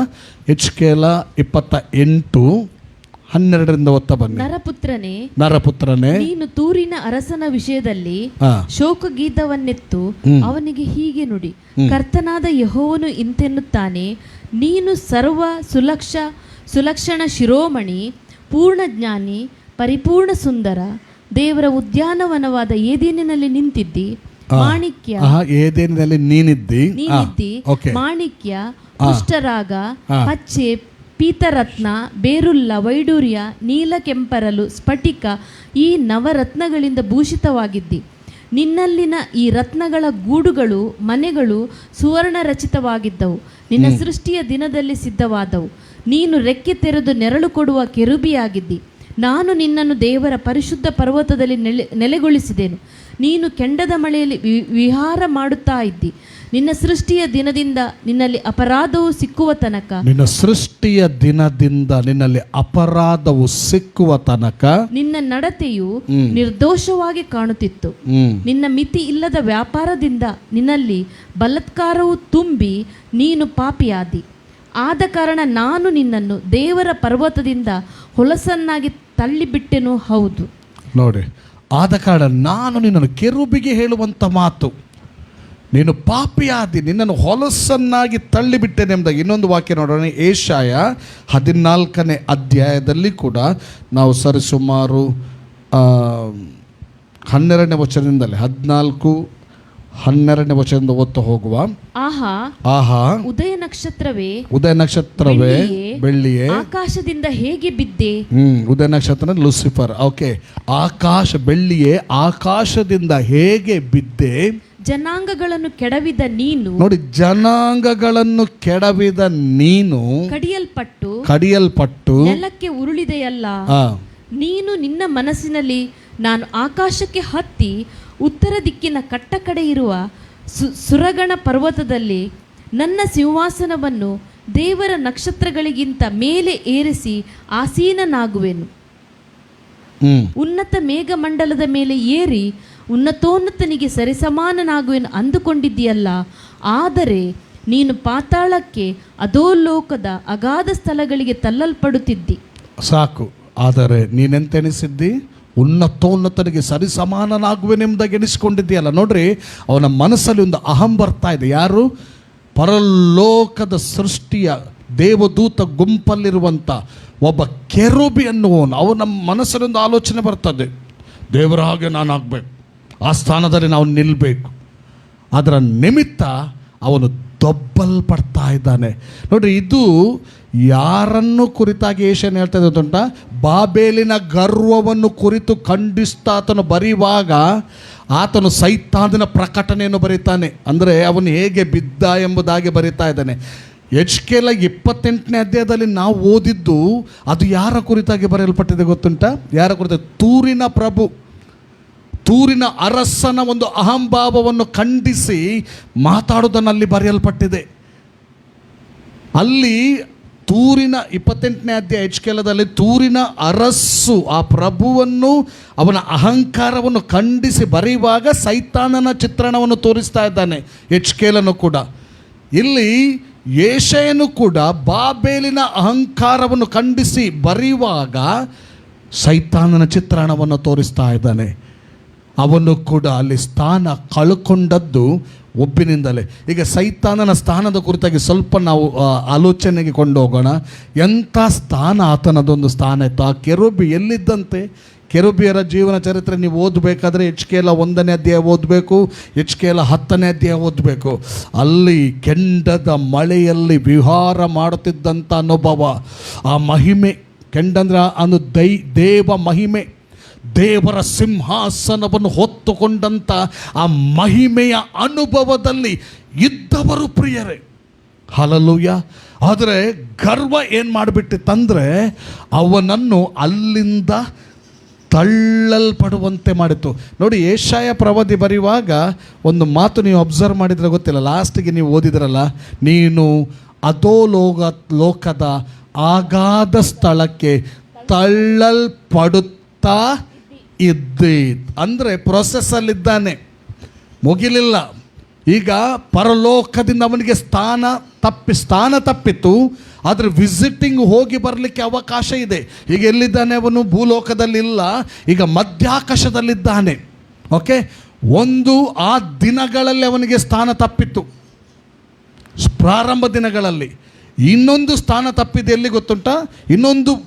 ಎರಡನೇದಾಗಿ ಅವನು ನೂಕಲ್ಪಟ್ಟದ್ದು ಎಲ್ಲಿ ಗೊತ್ತುಂಟ? ಯೋಹಾನ ಸುವಾರ್ತೆ 12ನೇ ಅಧ್ಯಾಯ 31ನೇ ವಚನ ಓದುವಾಗ ಯೇಸು ಸ್ವಾಮಿ ಹೇಳ್ತಾ ಇದ್ದಾನೆ. ಏನು ಹೇಳ್ತಾ ಇದ್ದಾನೆ? ಈಗ ಇಹಲೋಕಾಧಿಪತಿಯು, ಯೋಹಾನ 12:31, ಈಗ ಇಹಲೋಕಾಧಿಪತಿಯು ಹೊರಕ್ಕೆ ನೂಕಲ್ಪಡುವನು ಎಂಬುದಾಗಿ ಹೇಳಿದ್ದಾನೆ. ಹೌದಾ? 12:31, ಈಗ ಲೋಕಕ್ಕೆ ತೀರ್ಪು ಆಗುತ್ತದೆ, ಈಗ ಇಹಲೋಕಾಧಿಪತಿಯು ಹೊರಕ್ಕೆ ನೂಕಲ್ಪಡೋನು. ಇದು ಯಾವ ಸಮಯದಲ್ಲಿ ಆತನು ಹೇಳಿದ ಗೊತ್ತುಂಟ? ಇನ್ನು ಏನು ಸ್ವಲ್ಪ ಸಮಯದಲ್ಲಿ ಯೇಸು ಹಿಡಿದು ಶಿಲುಬೆಗೆ ಹಾಕಲ್ಪಡಲಿಕ್ಕಿದ್ದಾನೆ. ಅದಕ್ಕಿಂತ ಮುಂಚಿತವಾಗಿ ಹೇಳ್ತಾ ಇದ್ದಾನೆ, ನನಗೆ ಶಿಲುಬೆಗೆ ಹೋಗ್ತಾ ಇದ್ದೇನೆ, ಇಹಲೋಕಾಧಿಪತಿ ಹೊರಕ್ಕೆ ನೂಕಲ್ಪಡ್ತೇನೆ. ಅದರ ಅರ್ಥ ಏನಂದರೆ, ಯೇಸು ಸ್ವಾಮಿ ಶಿಲುಬೆಯಲ್ಲಿ ಪ್ರಾಣ ಕೊಡೋದ್ರ ಮೂಲಕ ಅವನ ಬಲವನ್ನು, ಜನರ ಮೇಲಿದ್ದಂಥ ದೊರೆತನವನ್ನು ಶಿಲುಬೆಯಲ್ಲಿ ಇಲ್ಲದಂತಾಗ ಮಾಡಿದ. ಪವರ್ಲೆಸ್ ಆಯಿತು. ಅವನದು ಪವರ್ ಇದ್ದದ್ದು ಪವರ್ಲೆಸ್ ಆಯಿತು. ಈಗ ಉದಾಹರಣೆಗಾಗಿ ಸರ್ವಾಧಿಪತ್ಯ ಮತ್ತು ಪ್ರಜಾಪ್ರಭುತ್ವ ತಿಳ್ಕೊಳ್ಳಿ. ಈ ಒಂದು ಆಡಳಿತದ ಒಂದು ಇದು ವಿಷಯ ಹೇಳ್ತೇನೆ. ಸರ್ವಾಧಿಪತ್ಯ ಅಂದರೆ ಉತ್ತರ ಕೊರಿಯಾವನ್ನು ಆಲೋಚನೆ ಮಾಡಿರಿ. ಉತ್ತರ ಕೊರಿಯಾದಲ್ಲಿ ಸರ್ವಾಧಿಪತ್ಯ, ಅವನೇ ಅಧಿಪತಿ. ಅವನು ಯಾವ ರೀತಿ ಕಟ್ಟಿಂಗ್ ಮಾಡ್ತಾನ ಅದೇ ರೀತಿ ಪ್ರಜೆಗಳ ಕಟ್ಟಿಂಗ್ ಇರಬೇಕು. ಅವನ ಆಫೀಸ್ಗಳಿಗೆ, ಮನೆಗಳಿಗೆ ಯಾವ ಕಲರ್ ಉಂಟ ಅದೇ ರೀತಿ ಮನೆಗಳಿಗೆ ಕಲರ್ ಕೊಡಬೇಕು. ಮತ್ತು ನಾನು ಕೇಳಿಸಿಕೊಂಡ್ರ ಮಟ್ಟಿಗೆ ಎಷ್ಟು ಅಲ್ಲೆಲ್ಲ ಕಂಪ್ಯೂಟರ್ ಎಲ್ಲ ಹಾಗೆ ಅಷ್ಟು ಉಪಯೋಗ ಮಾಡಲಿಕ್ಕೆ ಇಲ್ಲ ಎಂಬುದಾಗಿ. ಇನ್ನೂ ಅನೇಕ ವಿಷಯಗಳಿದೆ, ನಾನು ಸ್ವಲ್ಪ ತಿಳ್ಕೊಂಡಿದ್ದೇನೆ. ಸರ್ವಾಧಿಪತಿ ಅವನು ಹೇಳಿದಾಗೆ ಕೇಳಬೇಕು. ಒಂದು ವೇಳೆ ಅಂಥ ಸರ್ವಾಧಿಪತ್ಯದೊಳಗಿದ್ದಂಥ ಜನರಿಗೆ ಈಗ ಪ್ರಜಾಪ್ರಭುತ್ವ ಬಂದರೆ ಎಷ್ಟು ಖುಷಿ ಆಗ್ತದೆ. ಪ್ರಜೆಗಳೇ ಪ್ರಭುಗಳು ಅನ್ನುವಾಗ ನಾವುಗಳೇ ದೊರೆಗಳು, ನಾವೇ ಅಧಿಕಾರಿಗಳನ್ನು ಆಯ್ಕೆ ಮಾಡೋದು, ನಮಗೆ ಬೇಕಾದವ್ರನ್ನ ಆಯ್ಕೆ ಮಾಡೋದು, ಒಂದು ಕಾನೂನು ಇರ್ತದೆ, ಆ ಕಾನೂನಿನ ಪ್ರಕಾರ ಹೋಗೋದು, ಎಲ್ಲರೂ ಕೂಡ ಒಂದು ಎನ್ನುವಂಥ ಭಾವನೆ. ಈಗ ಪ್ರಜಾಪ್ರಭುತ್ವದ ಆಳ್ವಿಕೆ ಬಂದರೆ ಜನರಿಗೆ ಎಷ್ಟು ಖುಷಿ ಆಗ್ತದೆ. ಹಲ್ಲೆಲೂಯಾ. ಸೇಮ್ ಥಿಂಗ್ ಪಾಪದ ನಿಮಿತ್ತವಾಗಿ ಸೈತಾನನ ಆಡಳಿತ ನಡೀತಾ ಇತ್ತು. ಜನರಿಗೆ ಅದರಿಂದ ಬಿಡುಗಡೆ ಆಗಲಿಕ್ಕೆ ಆಗ್ತಾ ಇರಲಿಲ್ಲ. ಯೇಸು ಸ್ವಾಮಿ ಶಿಲುಬೆಯಲ್ಲಿ ಪ್ರಾಣ ಕೊಟ್ಟಾಗ ಅವನಿಗೆ ಶಾಕ್ ಆಯಿತು. ಅಯ್ಯೋ, ಜನರಿಗೆ ಒಂದು ಮಾರ್ಗ ಆಯ್ತಲ್ಲ, ಅವರೇ ಅಧಿಪತಿಗಳಾಗುವಂಥ ಮಾರ್ಗ ಆಯ್ತಲ್ಲ. ಅವನ ಬಲ ಮುರಿಯಲ್ಪಟ್ಟಿತ್ತು. ಈಗ ಸುವಾರ್ತೆ ಸಾರಲ್ಪಟ್ಟಿತು. ಯೇಸು ಸ್ವಾಮಿ ಸತ್ತು ಹೂಣಲ್ಪಟ್ಟು ಎದ್ದು ಬಂದ ನಂತರ ಸುವಾರ್ತೆ ಸಾರಲ್ಪಟ್ಟಿತ್ತು. ಎಲ್ಲ ಕಡೆ ಸುವಾರ್ತೆ ಸಾರಲ್ಪಟ್ಟಾಗ ಏನಾಯ್ತು ಗೊತ್ತುಂಟ? ಜನರು ನಂಬಿಕೊಂಡು ದೇವರ ಮಕ್ಕಳಾದಾಗ ಅವನ ಆಧಿಪತ್ಯ ಅವರ ಜೀವಿತದಲ್ಲಿ ನಡೆಯುವುದೇ ಅಲ್ಲ, ದೇವರ ಆಧಿಪತ್ಯವೇ ಅವರ ಜೀವಿತದಲ್ಲಿ ನಡೀತದೆ. ಇವ ಕೆಟ್ಟ ಅರಸು, ದೇವರು ಒಳ್ಳೆಯ ಅರಸು. ಇವ ಅನ್ಯಾಯಗಾರನು, ದೇವರು ನ್ಯಾಯವಂತನಾದಂಥ ದೇವರಾಗಿದ್ದಾನೆ. ಹಲ್ಲೆಲೂಯಾ. ಇವತ್ತು ಯಾರ ರೂಲಿಂಗಲ್ಲಿದ್ದೇವೆ ನಾವು? ಆತ್ಮಿಕವಾಗಿ ನೋಡೋದಾದರೆ ದೇವರ ರೂಲಿಂಗಲ್ಲಿದ್ದೇವೆ. ಹಲ್ಲೆಲೂಯಾ. ಆದ್ದರಿಂದ ಇಹಲೋಕಾಧಿಪತಿ ಹೊರಕ್ಕೆ ನೂಕಲ್ಪಡುವನಂದ್ರೆ ಅರ್ಥ ಏನಂದರೆ, ಶಿಲುಬೆಯಲ್ಲಿ ಅವನ ಬಲ ಮುರಿಯಲ್ಪಡೋದ್ರ ಮೂಲಕ ನಂಬಿದ ಜನರು ಅವನ ಆಧಿಪತ್ಯದಿಂದ ಬಿಡುಗಡೆ ಆಗೋಯ್ತು. ಹಲ್ಲೆಲೂಯಾ. ಅಲ್ಲಿ ಅವನನ್ನು ಹೊರಗೆ ಹಾಕಲ್ಪಡ್ತಾನೆ, ನೂಕಲ್ಪಡ್ತಾನೆ. ಅವನ ಸ್ಟ್ರೆಂತ್ ಕಡಿಮೆ ಆಗ್ತದೆ, ಬಲ ಕಡಿಮೆ ಆಗ್ತದೆ. ಇನ್ನೊಂದು ನೂಕಲ್ಪಡಬೇಕೆ ಉಂಟು. ಎಲ್ಲಿ ಗೊತ್ತುಂಟ? ಉಬ್ಬಿನ ನಿಮಿತ್ತ ಕಂಟಿನ್ಯೂ ಆಗಿ ಬೀಳ್ತಾ ಇರ್ತಾನೆ. ಇನ್ನೊಂದು ಮೂರನೇದು ದೊಬ್ಬಲ್ಪಡಬೇಕು. ಎಲ್ಲಿ ಗೊತ್ತುಂಟ? ನಿನ್ನ ಕರ್ತನು ಮಧ್ಯ ಆಕಾಶದಲ್ಲಿ ಬರುವಾಗ, ಈಗ ಆತನ ಸ್ಥಾನ ಮಧ್ಯ ಆಕಾಶ. ಯೇಸು ಸ್ವಾಮಿ ಮಧ್ಯ ಆಕಾಶಕ್ಕೆ ಬರುವಾಗ ಅಲ್ಲಿ ಯೇಸುವಿನ ಪ್ರಸನ್ನತೆ ಇರುವಲ್ಲಿ ಸೈತಾನನು ಇರಲಿಕ್ಕೆ ಆಗೋದಿಲ್ಲ. ಅಲ್ಲಿಂದ ಪಡ್ತಾನೆ. ಹಲ್ಲೆಲೂಯಾ. ಮತ್ತು ನಾಲ್ಕನೇ ದೊಬ್ಬಲ್ಪಡಬೇಕೆ ಎಲ್ಲಿ ಗೊತ್ತುಂಟ? ಎಲ್ಲಿ? ಅಲ್ಲಿಂದ ಭೂಮಿಗೆ ದೊಬ್ಬಲ್ಪಟ್ಟ ನಂತರ ಸಭೆ ಮೇಲಕ್ಕೆ ಹೋಗಿ 7 ವರ್ಷ ಯಜ್ಞದ ಕುರಿಯಾದಾತನೊಡನೆ ಸಂಭ್ರಮದಲ್ಲಿರ್ತದೆ. ಆ ನಂತರ ಯೇಸು ತನ್ನ ಭಕ್ತರನ್ನೇ ಭೂಮಿಗೆ ಬಂದಾಗ ಏನಾಗ್ತದೆ ಗೊತ್ತುಂಟ? ಯೇಸುವಿನ ಪ್ರಸನ್ನತೆ ಎಲ್ಲಿ ಬರ್ತದೋ ಅಲ್ಲಿ ಅವನು ಇರಲಿಕ್ಕೆ ಆಗೋದಿಲ್ಲ. ಅಲ್ಲಿಂದ ಕೂಡ ದೊಬ್ಬಲ್ಪಡ್ತಾನೆ. ಎಲ್ಲಿಗೆ? ಅಧೋಲೋಕಕ್ಕೆ ದೊಬ್ಬಲ್ಪಡ್ತಾನೆ. 1000 ವರ್ಷ ಬಂಧನದಲ್ಲಿ ಹಾಕ್ತಾರೆ. ಹಲ್ಲೆಲೂಯಾ. ಮತ್ತು ಇನ್ನೊಂದು ದೊಬ್ಬಲ್ಪಡುವಿಕೆ, ಅಲ್ಲಿಂದ ಇಲ್ಲಿಗೆ, ಇಲ್ಲಿಂದ ಅಧೋಲೋಕಕ್ಕೆ ನಂತರ ಕೊನೆಯ ದೊಬ್ಬಲ್ಪಡುವಿಕೆ ಎಲ್ಲಿಗೆ? ಬೆಂಕಿ ಗಂಧಕಗಳುರಿಯುವಂಥ ಕೆರೆ. ನೋಡ್ರಿ, ಸೈತಾನನ ಚರಿತ್ರೆ ನೋಡ್ರಿ. ಒಬ್ಬಿನ ನಿಮಿತ್ತ ಅವನು ಯಾವತ್ತೂ ಕೂಡ ಮೇಲಂತಕ್ಕೆ ಬರಲಿಕ್ಕೆ ಆಗೋದಿಲ್ಲ.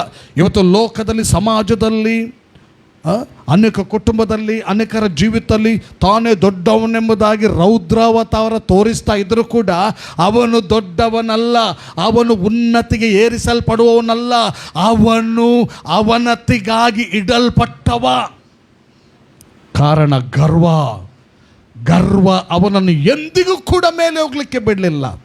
ಅದರ ಬದಲಾಗಿ ಆದಮವ್ವರ ನಿಮಿತ್ತ ಪಾಪದ ಬಂಧನದಲ್ಲಿದ್ದ ಜನರು ಸುವಾರ್ತೆಯನ್ನು ಸ್ವೀಕರಿಸಿ ನಂಬಿ ಅಂಗೀಕಾರ ಮಾಡಿದಾಗ ಬೈಬಲ್ ಹೇಳ್ತದೆ, ನನ್ನನ್ನು ನಾಶನ ಗುಂಡಿಯಿಂದ ಮೇಲೆತ್ತಿ ನಾನು ಸ್ಥಿರವಾಗಿ ಹೆಜ್ಜೆ ಇಡುವಂತೆ ನನ್ನ ಬಂಡೆಯ ಮೇಲೆ ನನ್ನನ್ನು ನಿಲ್ಲಿಸ್ತಾನೆಂಬುದಾಗಿ.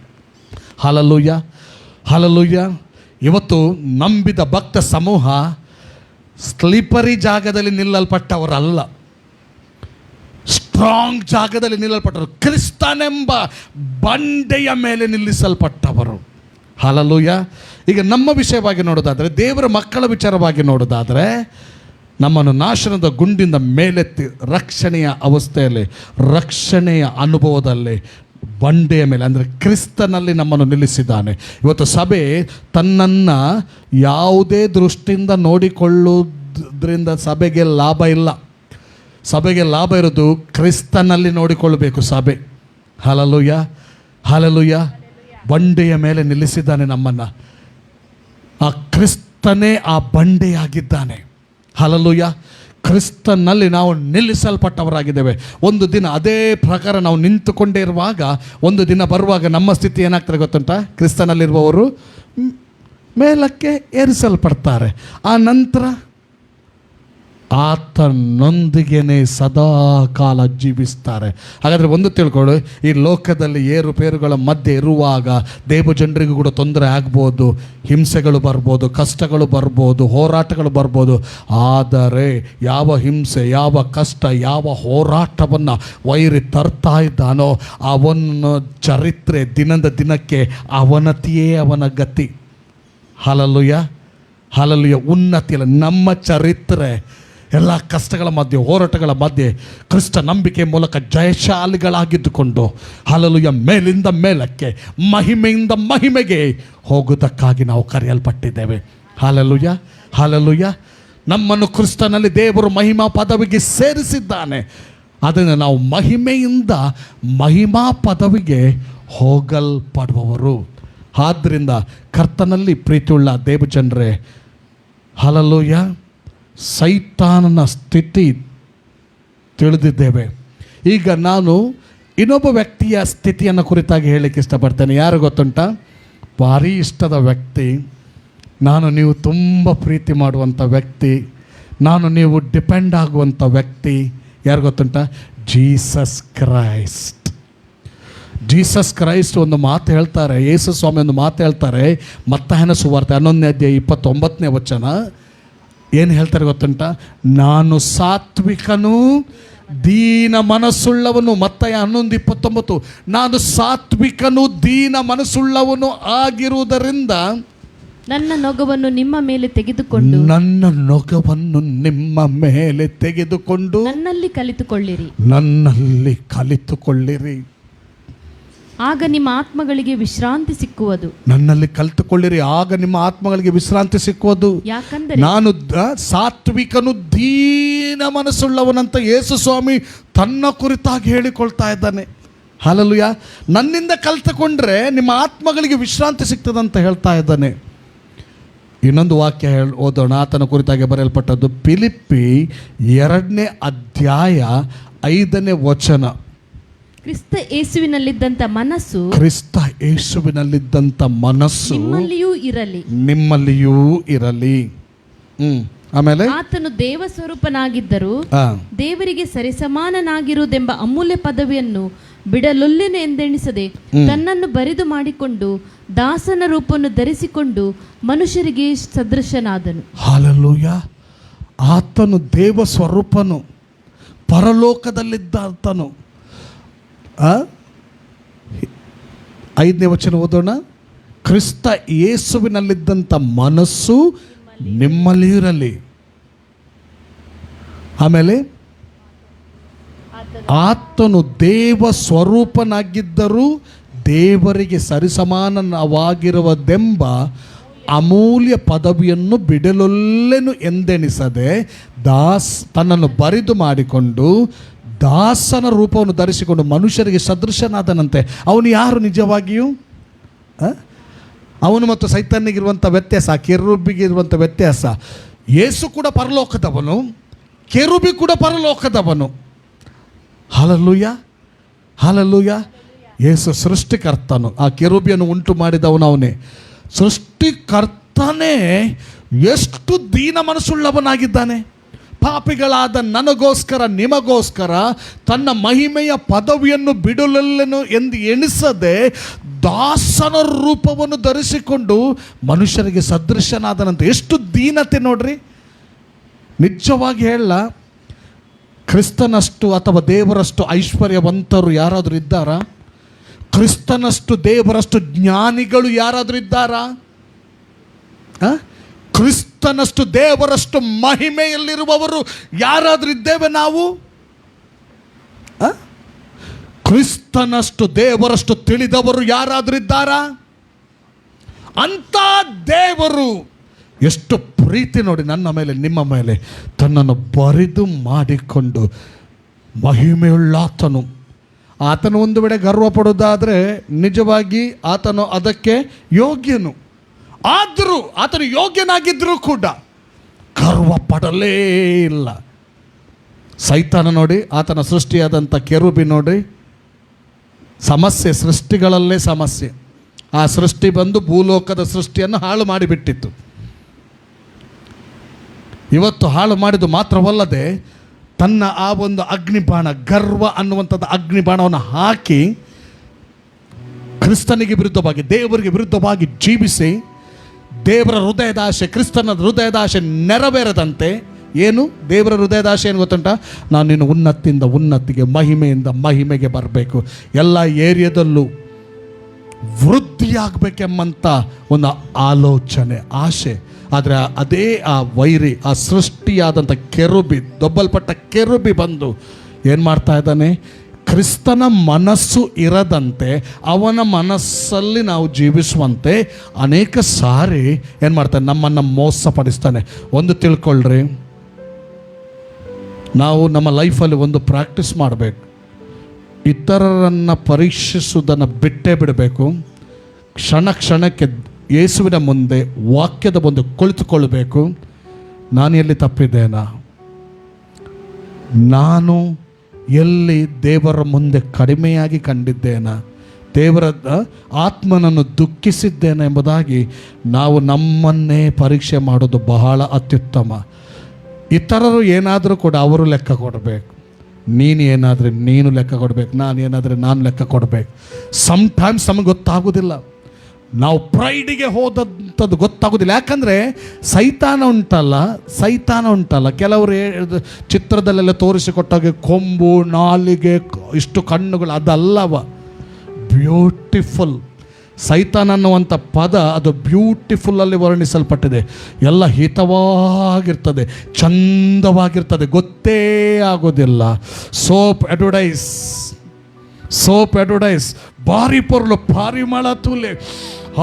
ಅವರು ಹಾಕ್ತಾರೆ, ತಿಕ್ತಾರೆ, 2 ದಿವಸದಲ್ಲಿ ಕೂದಲು ಇಷ್ಟು ಉದ್ದ ಬೆಳೆದಿರ್ತದೆ. ಅದೇ ನಾವು ಆ ಅಡ್ವರ್ಟೈಸನ್ನು ನೋಡಿ ವಾವ್, ಖುಷಿ ಆಗ್ತದೆ, ಮನೋರಂಜನೆ, ಬಹಳ ಖುಷಿ ಆಗ್ತದೆ.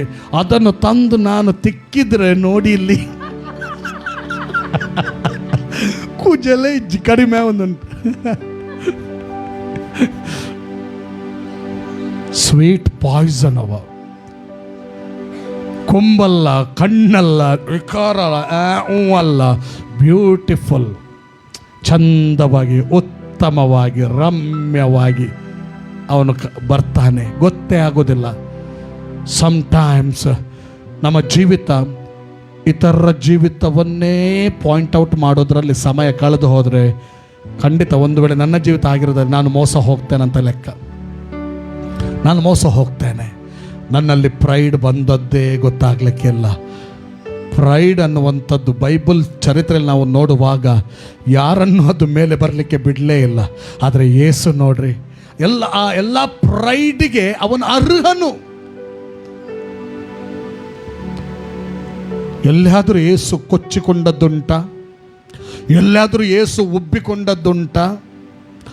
ತಂದೆಗೆ ಎಷ್ಟು ತಂದೆಯಿಂದ ಕಳಿಸಲ್ಪಟ್ಟವನಾದ್ದರಿಂದ ಆತನು ತಂದೆ ನಾನಂತ ಹೇಳಲಿಲ್ಲ. ಎಲ್ಲಿ ಕೂಡ ತಂದೆ ತಂದೆ ತಂದೆ ತಂದೆ ತಂದೆ ತಂದೆ ತಂದೆ ಹೇಳಿದನ್ನೇ ನಾನು ಹೇಳ್ತೇನೆ, ನನ್ನದಲ್ಲ. ತಂದೆ, ಎಷ್ಟು ದೀನತೆ ನೋಡ್ರಿ. ಆತನೇ ಸೃಷ್ಟಿಕರ್ತನು. ಆದರೆ ಈ ಲೋಕಕ್ಕೆ ಬಂದಾಗ ಮುಂದೆ ಆತನನ್ನು ನಂಬಿಕೊಂಡು ಬರಬೇಕಾಗಿದ್ದಂಥ ದೇವಜನರಿಗೆ ಒಂದು ಮಾದರಿಯ ಜೀವಿತವನ್ನು ಆತನು ತೋರಿಸಿದ್ದಾನೆ, ಯೇಸುವಿನ. ಹಾಲೆಲೂಯಾ. ಮತ್ತು ಸಭೆಗೂ ಕೂಡ ಅಪೊಸ್ತಲರ ಮೂಲಕ ಆತನು ಬರೆಸಿದ ಮಾತು ಹೇಳುವುದಕ್ಕಿಂತ ಮುಂಚಿತವಾಗಿ ಇನ್ನೊಂದು ಮಾತನ್ನು ಹೇಳಲಿಕ್ಕೆ ಇಷ್ಟಪಡ್ತೇನೆ ಪ್ರಿಯರೇ. ಯೇಸುವಿನಂಥ ಶಿಷ್ಯರ ಜೀವಿತ ಆಲೋಚನೆ ಮಾಡ್ರಿ.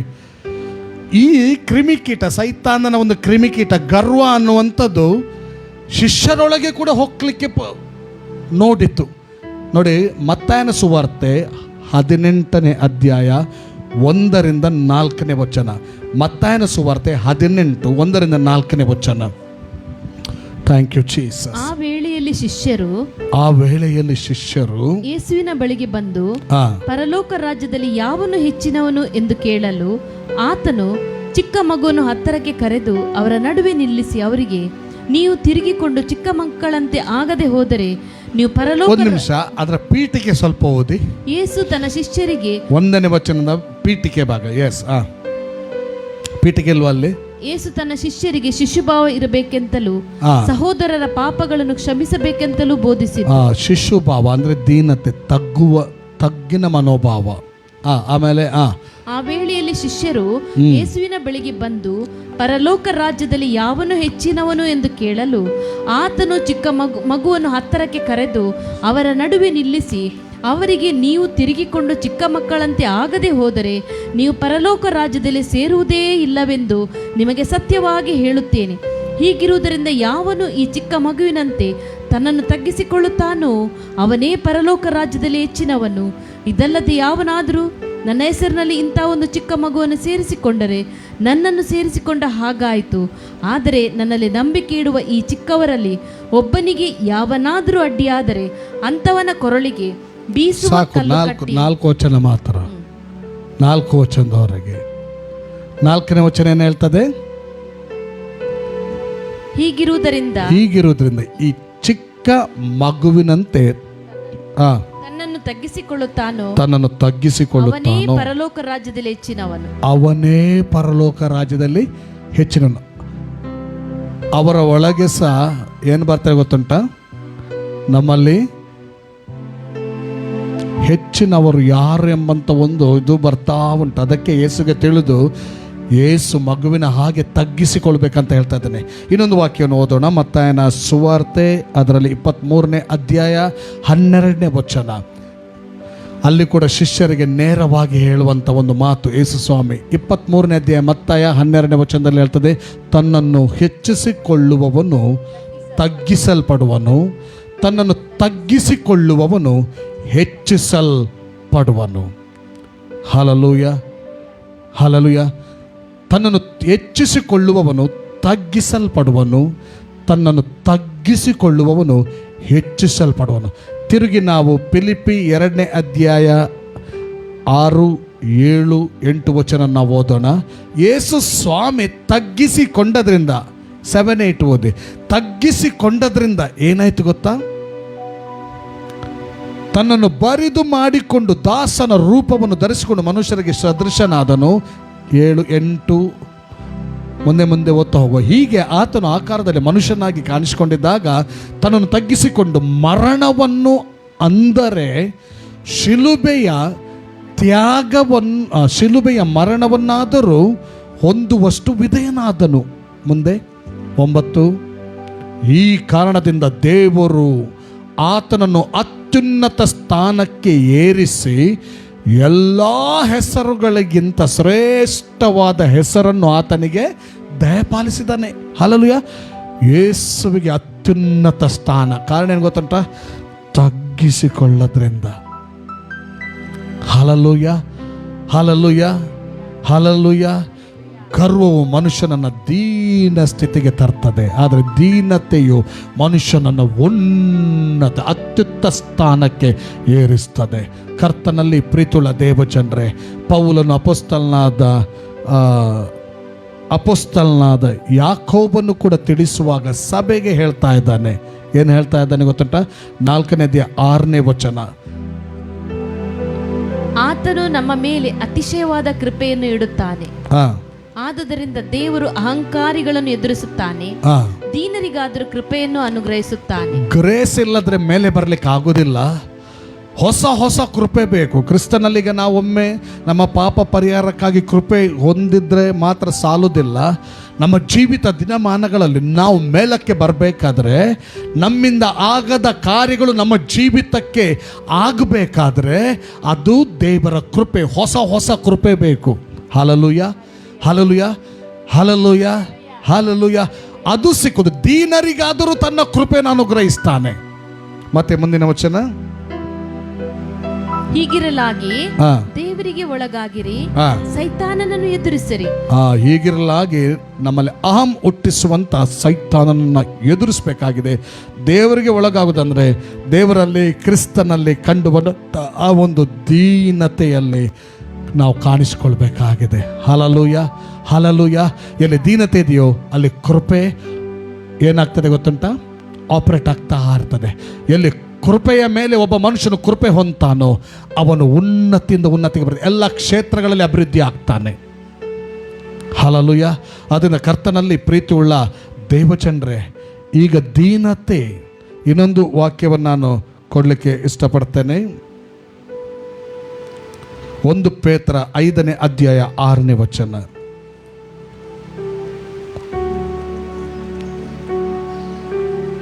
Thank you lord. 1 ಪೇತ್ರ 5:6. ಹೀಗಿರುವುದರಿಂದ ದೇವರ ತ್ರಾಣವುಳ್ಳ ಹಸ್ತದ ಕೆಳಗೆ ನಿಮ್ಮನ್ನು ತಗ್ಗಿಸಿಕೊಳ್ಳಿರಿ, ಆತನು ತಕ್ಕ ಕಾಲದಲ್ಲಿ ನಿಮ್ಮನ್ನು ಮೇಲಕ್ಕೆ ತರುವವನು. ದೀನತೆ ಏನು ಮಾಡ್ತದೆ? ದೇವರ ಮುಂದೆ ತಗ್ಗಿಸಿಕೊಳ್ಳುವಂಥದ್ದು, ಅದು ಮೇಲಕ್ಕೆ ತರ್ತದೆ. ಈಗ ದೇವರ ಮುಂದೆ ತಗ್ಗಿಸಿಕೊಳ್ಳುವುದಂದ್ರೆ ಏನು? ಇದ್ದ ದೇವರ ವಾಕ್ಯಕ್ಕೆ ನಾವು ಅಧೀನರಾಗೋದು. ಹಲ್ಲೆಲೂಯಾ. ದೇವರ ವಾಕ್ಯದಲ್ಲಿ ಯಾರಿಗೆ ಮಾನವೋ, ಯಾರಿಗೆ ಗೌರವ ಕೊಡಬೇಕಂತ ಹೇಳ್ತದೆ, ಅವರಿಗೆ ರೆಸ್ಪೆಕ್ಟ್ ಕೊಡುವಂಥದ್ದು. ಹಲ್ಲೆಲೂಯಾ. ಮತ್ತು ದೇವರ ವಾಕ್ಯ ಏನು ಮಾಡಬಾರದು, ಏನು ಮಾಡಬೇಕಂತ ಹೇಳ್ತದೆ, ಮಾಡಬೇಕಂತ ಹೇಳಿದನ್ನು ಮಾಡುವುದು, ಮಾಡಬಾರದಂತ ಹೇಳಿದನ್ನು ಮಾಡದಿರುವುದು. ಇದೇ ದೇವರ ಮುಂದೆ ತಗ್ಗಿಸಿಕೊಳ್ಳುವಂಥದ್ದು. ಹಲ್ಲೆಲೂಯಾ. ಯೇಸುವಿನಲ್ಲಿ ತಗ್ಗಿಸುವಿಕೆ ಇದ್ದದ್ರಿಂದ, ಹಲ್ಲೆಲೂಯಾ, ಅಧೀನ ಹೃದಯ ಇದ್ದದ್ರಿಂದ 2 ಸಂಗತಿಗಳನ್ನು ಕಾಣಬಹುದು. ಒಟ್ಟಿಗೆ ದೀನತೆ ಸೇರಿದರೆ 3 ಸಂಗತಿ. ಒಂದು ತ್ಯಾಗ ಇರ್ತದೆ. ಕಾರಣ ಏನು? ಆತನಲ್ಲಿ ದೀನ ಹೃದಯ ಇದೆ. ಆದ್ದರಿಂದ ತನ್ನನ್ನು ತಾನು ತ್ಯಾಗ ಮಾಡಿಕೊಂಡನು. ಎಂಥ ಕಷ್ಟವಾದ ತಂದೆಗೋಸ್ಕರ ಮತ್ತು ತಂದೆಯ ಹೃದಯದ ಇಚ್ಛೆ ನೆರವೇರಿಸೋದಕ್ಕೋಸ್ಕರ ಎಂಥ ಕಷ್ಟ ಕಾರ್ಯವನ್ನು ಮಾಡುವುದಕ್ಕೂ ಕೂಡ ಆತನು ಹಿಂಜಾರಲಿಲ್ಲ. ತ್ಯಾಗ, ತನ್ನನ್ನು ಬರಿದು ಮಾಡಿಕೊಂಡು ತ್ಯಾಗ. ಹಲ್ಲೆಲೂಯಾ. ದೀನ ಹೃದಯದಲ್ಲಿ ತ್ಯಾಗ ಇರ್ತದೆ. ಆಮೇಲೆ ವಿಧೇಯತೆ, ಮರಣಕ್ಕೆ ತನ್ನನ್ನು ಒಪ್ಪಿಸಿಕೊಟ್ಟನು ಎಂಬುದಾಗಿ ನಾವಾಗ ಓದಿದೆವು. ವಿಧೇಯತೆ. ಹಲ್ಲೆಲೂಯಾ. ಎಲ್ಲಿ ದೀನತೆ ಇರ್ತದ ಅಲ್ಲಿ ತ್ಯಾಗ ಇರ್ತದೆ. ತ್ಯಾಗ ಅನ್ನುವಾಗ ಏನು? ನಾನು ನನ್ನದು ಅನ್ನುವಂಥದ್ದು ಇರುವುದಿಲ್ಲ, ಬಿಟ್ಟು ಕೊಡ್ತದೆ. ಅದು ಎಷ್ಟರ ಮಟ್ಟಿಗೂ ಅದು ತಗ್ಗಿಸಿಕೊಳ್ತದೆ ಮತ್ತು ಅದು ವಿಧೇಯವಾಗ್ತದೆ, ಅಧೀನವಾಗ್ತದೆ. ಹಲ್ಲೆಲೂಯಾ. ಇದನ್ನು ಯೇಸು ಸ್ವಾಮಿ ತನ್ನ ಶಿಷ್ಯರಿಗೆ ಕಲಿಸಿದ್ದು ಮಾತ್ರವಲ್ಲದೆ ತನ್ನ ದೀನತೆಯ ಜೀವಿತವನ್ನು ಜೀವಿಸಿ ಆತನು ತೋರಿಸಿದ್ದಾನೆ. Hallelujah, hallelujah. ಇದನ್ನು ಕೇಳುವಂಥ ದೇವ ಸಭೆಯೇ, ನಮ್ಮ ಜೀವಿತವನ್ನು ಈ ವಾಕ್ಯಗಳ ಮೂಲಕ ಪರೀಕ್ಷೆ ಮಾಡಿಕೊಳ್ಳೋಣ. ಒಂದಂತೂ ಸತ್ಯ, ನನ್ನ ನಿನ್ನ ಜೀವಿತ ಇನ್ ಕ್ರೈಸ್ಟ್, ಕ್ರಿಸ್ತನೆಂಬ ಬಂಡೆಯ ಮೂಲಕ ಮೇಲಕ್ಕೆ ಹೋಗುವುದಕ್ಕಾಗಿ ಕರೆಯಲ್ಪಟ್ಟವರು. ಆದರೆ ಒಂದು ತಿಳ್ಕೊಳ್ಳಿ, ಸೈತಾನನ ಹುಳವಾದಂಥ ಆ ಗರ್ವ ಎನ್ನುವಂಥದ್ದು ಒಂದು ವೇಳೆ ನಮ್ಮ ಜೀವಿತನ ಎಂಟರ್ ಮಾಡಲಿಕ್ಕೆ ನೋಡೋದಾದರೆ ಅದಕ್ಕೆ ಅವಕಾಶ ಕೊಡುವುದೇ ಬೇಡ ನಾವು. ಹಲ್ಲೆಲೂಯಾ. ಅವಕಾಶ ಕೊಡದೇ ಇರೋಣ. ದೇವರ ತ್ರಾಣವುಳ್ಳ ಹಸ್ತದ ಕೆಳಗೆ ನಮ್ಮನ್ನು ತಗ್ಗಿಸಿಕೊಳ್ಳೋಣ. ಅಂದರೆ ವಾಕ್ಯ ಏನು ಹೇಳ್ತದೆ ಅದಕ್ಕೆ ಗಮನ ಕೊಟ್ಟು, ವಾಕ್ಯ ಹೇಳ್ತದೆ ಅದನ್ನು ನಾನು ಇದನ್ನು ಮಾಡ್ತೇನೆ, ವಾಕ್ಯ ಹೇಳ್ತದೆ ಅದರಿಂದ ನಾನು ತಗ್ಗುತ್ತೇನೆ, ವಾಕ್ಯ ಹೇಳ್ತದೆ ನಾನು ಇದಕ್ಕೆ ವಿಧೇಯನಾಗ್ತೇನೆ ಎಂಬಂಥ ಭಾವದಿಂದ ನಾವು ಮುಂದೆ ಹೋಗೋಣ. ನೋಡ್ರಿ, ಸಕ್ಸಸ್ ನಮ್ಮೊಂದಿಗೆ ಇರ್ತದೆ. ಹಲ್ಲೆಲೂಯಾ. ಸೈತಾನನಿಗೆ ಅಪಜಯ. ಹಲ್ಲೆಲೂಯಾ. ದೇವರ ಮೂಲಕ ದೇವರ ಮಕ್ಕಳಿಗೆ ಜಯ. ಇವತ್ತು ಸಮಸ್ಯೆ ದೇವರಲ್ಲಿಲ್ಲ, ಸಮಸ್ಯೆ ಅನೇಕ ಸಾರಿ ನಮ್ಮಲ್ಲೇ ಇರುವಂಥದ್ದು. ಇವತ್ತು ನಮ್ಮ ಉನ್ನತ ಸ್ಥಿತಿಗೆ ಇತರರು ಕಾರಣನಲ್ಲ. ಅನೇಕ ಸಾರಿ ನಾವು ದೂರವಾಗಿ ಸೈತಾನನೂ ಕಾರಣ. ಸೈತಾನ ಹೆಂಚುವಂತೆ ಅವನು ಕಾರಣನಾಗಿರುವುದಿಲ್ಲ. ನಾವು ಅವಕಾಶ ಕೊಟ್ಟ ಸಂಗತಿಯನ್ನು ಅದೇ ಕಾರಣವಾಗಿರ್ತದೆ. ಹಲ್ಲೆಲೂಯಾ. ದೇವರ ಮುಂದೆ ತಗ್ಗಿಸಿಕೊಳ್ಳೋಣ, ಎದ್ದು ನಿಂತುಕೊಳ್ಳೋಣ. ಒಂದು ವೇಳೆ ತಗ್ಗಿಸಿಕೊಂಡ ಬಾಳ್ವೆ ಇರುವುದಾದರೆ ಅಂಥ ಬಾಳ್ವೆಗಳಿಗೋಸ್ಕರ ನಾನು ದೇವರಿಗೆ ಸ್ತೋತ್ರ ಸಲ್ಲಿಸ್ತೇನೆ. ಆ ಬಾಳ್ವೆ ಉನ್ನತಿಗೆ ಬರುವಂಥ ಬಾಳ್ವೆ, ಎಲ್ಲ ವೇಯಲ್ಲಿ, ಎಲ್ಲ ಮಾರ್ಗದಲ್ಲಿ ಉನ್ನತಿಗೆ ತರುವಂಥ ಬಾಳ್ವೆ. ತ್ಯಾಗದ ಬಾಳ್ವೆ ಇರುವುದಾದರೆ ಉನ್ನತಿ, ವಿಧೇಯತೆಯ ಬಾಳ್ವೆ ಇರುವುದಾದರೆ ಉನ್ನತಿ. Thank you Lord. ಆ ಉನ್ನತಿಯ ಮಾರ್ಗವನ್ನು ಕ್ರಿಸ್ತ ಯೇಸುವಿನಲ್ಲಿ ದೇವರು ನಮಗೆ ಓಪನ್ ಮಾಡಿಟ್ಟಿದ್ದಾನೆ. ದೀನತೆಯೊಂದಿಗೆ ನಾವು ಅದರಲ್ಲಿ ಹೋಗಬಹುದು. ನಾಶನಕ್ಕೆ ಹೋಗುವ ಬಾಗಿಲಂತೆ ಅಗಾಲಂತೆ, ನಿತ್ಯತ್ವಕ್ಕೆ ಹೋಗುವ ಬಾಗಿಲಂತೆ ಇಕ್ಕಟ್ಟು. ಅದರಲ್ಲಿ ಯಾರು ಹೋಗ್ಲಿಕ್ಕೆ ಆಗ್ತಾರೆ? ಸ್ಟ್ರೈಟ್ ಹೋಗೋರು ಹೋಗ್ಲಿಕ್ಕೆ ಆಗೋದಿಲ್ಲ, ಬಗ್ಗಿ ಹೋಗೋರು ಮಾತ್ರ ಅದರಲ್ಲಿ ಹೋಗ್ಲಿಕ್ಕೆ ಆಗೋದು. ಬಗ್ಗಿ ಹೋಗೋರು ಮಾತ್ರ ಹೋಗ್ಲಿಕ್ಕೆ ಆಗೋದು. ಹಲ್ಲೆಲೂಯಾ. ಎಂಥ ಒಳ್ಳೆ ದೇವರು ನಮಗೆ ಒಳ್ಳೆ ಮಾದರಿಯನ್ನು ತೋರಿಸಿಕೊಟ್ಟು ಹೋಗಿದ್ದಾನೆ. ಎಂದಿಗೂ ಸೈತಾನಿಗೆ ಅವಕಾಶ ನಮ್ಮ ಜೀವಿತದಲ್ಲಿ ಕೊಡುವುದೇ ಬೇಡ. ಯಾಕಂದರೆ ನಾವು ದೇವರಿಗಾಗಿ, ಕ್ರಿಸ್ತನಿಗಾಗಿ ವೃದ್ಧಿ ಆಗಬೇಕಾಗಿದೆ. ಎಲ್ಲ ಕ್ಷೇತ್ರಗಳಲ್ಲಿ ನಾವು ವೃದ್ಧಿ ಆಗಬೇಕಾಗಿದೆ. ಕ್ರಿಸ್ತನ ಜ್ಞಾನದಲ್ಲಿಯೂ, ಕ್ರಿಸ್ತನ ಬಲದಲ್ಲಿಯೂ, ಪ್ರಕಟಣೆಯಲ್ಲಿಯೂ, ದೇವರ ಆಶೀರ್ವಾದದಲ್ಲಿಯೂ ಎಲ್ಲ ಭಾಗದಲ್ಲಿ ನಾವು ವೃದ್ಧಿ ಆಗಬೇಕಾಗಿದೆ. Thank you Jesus.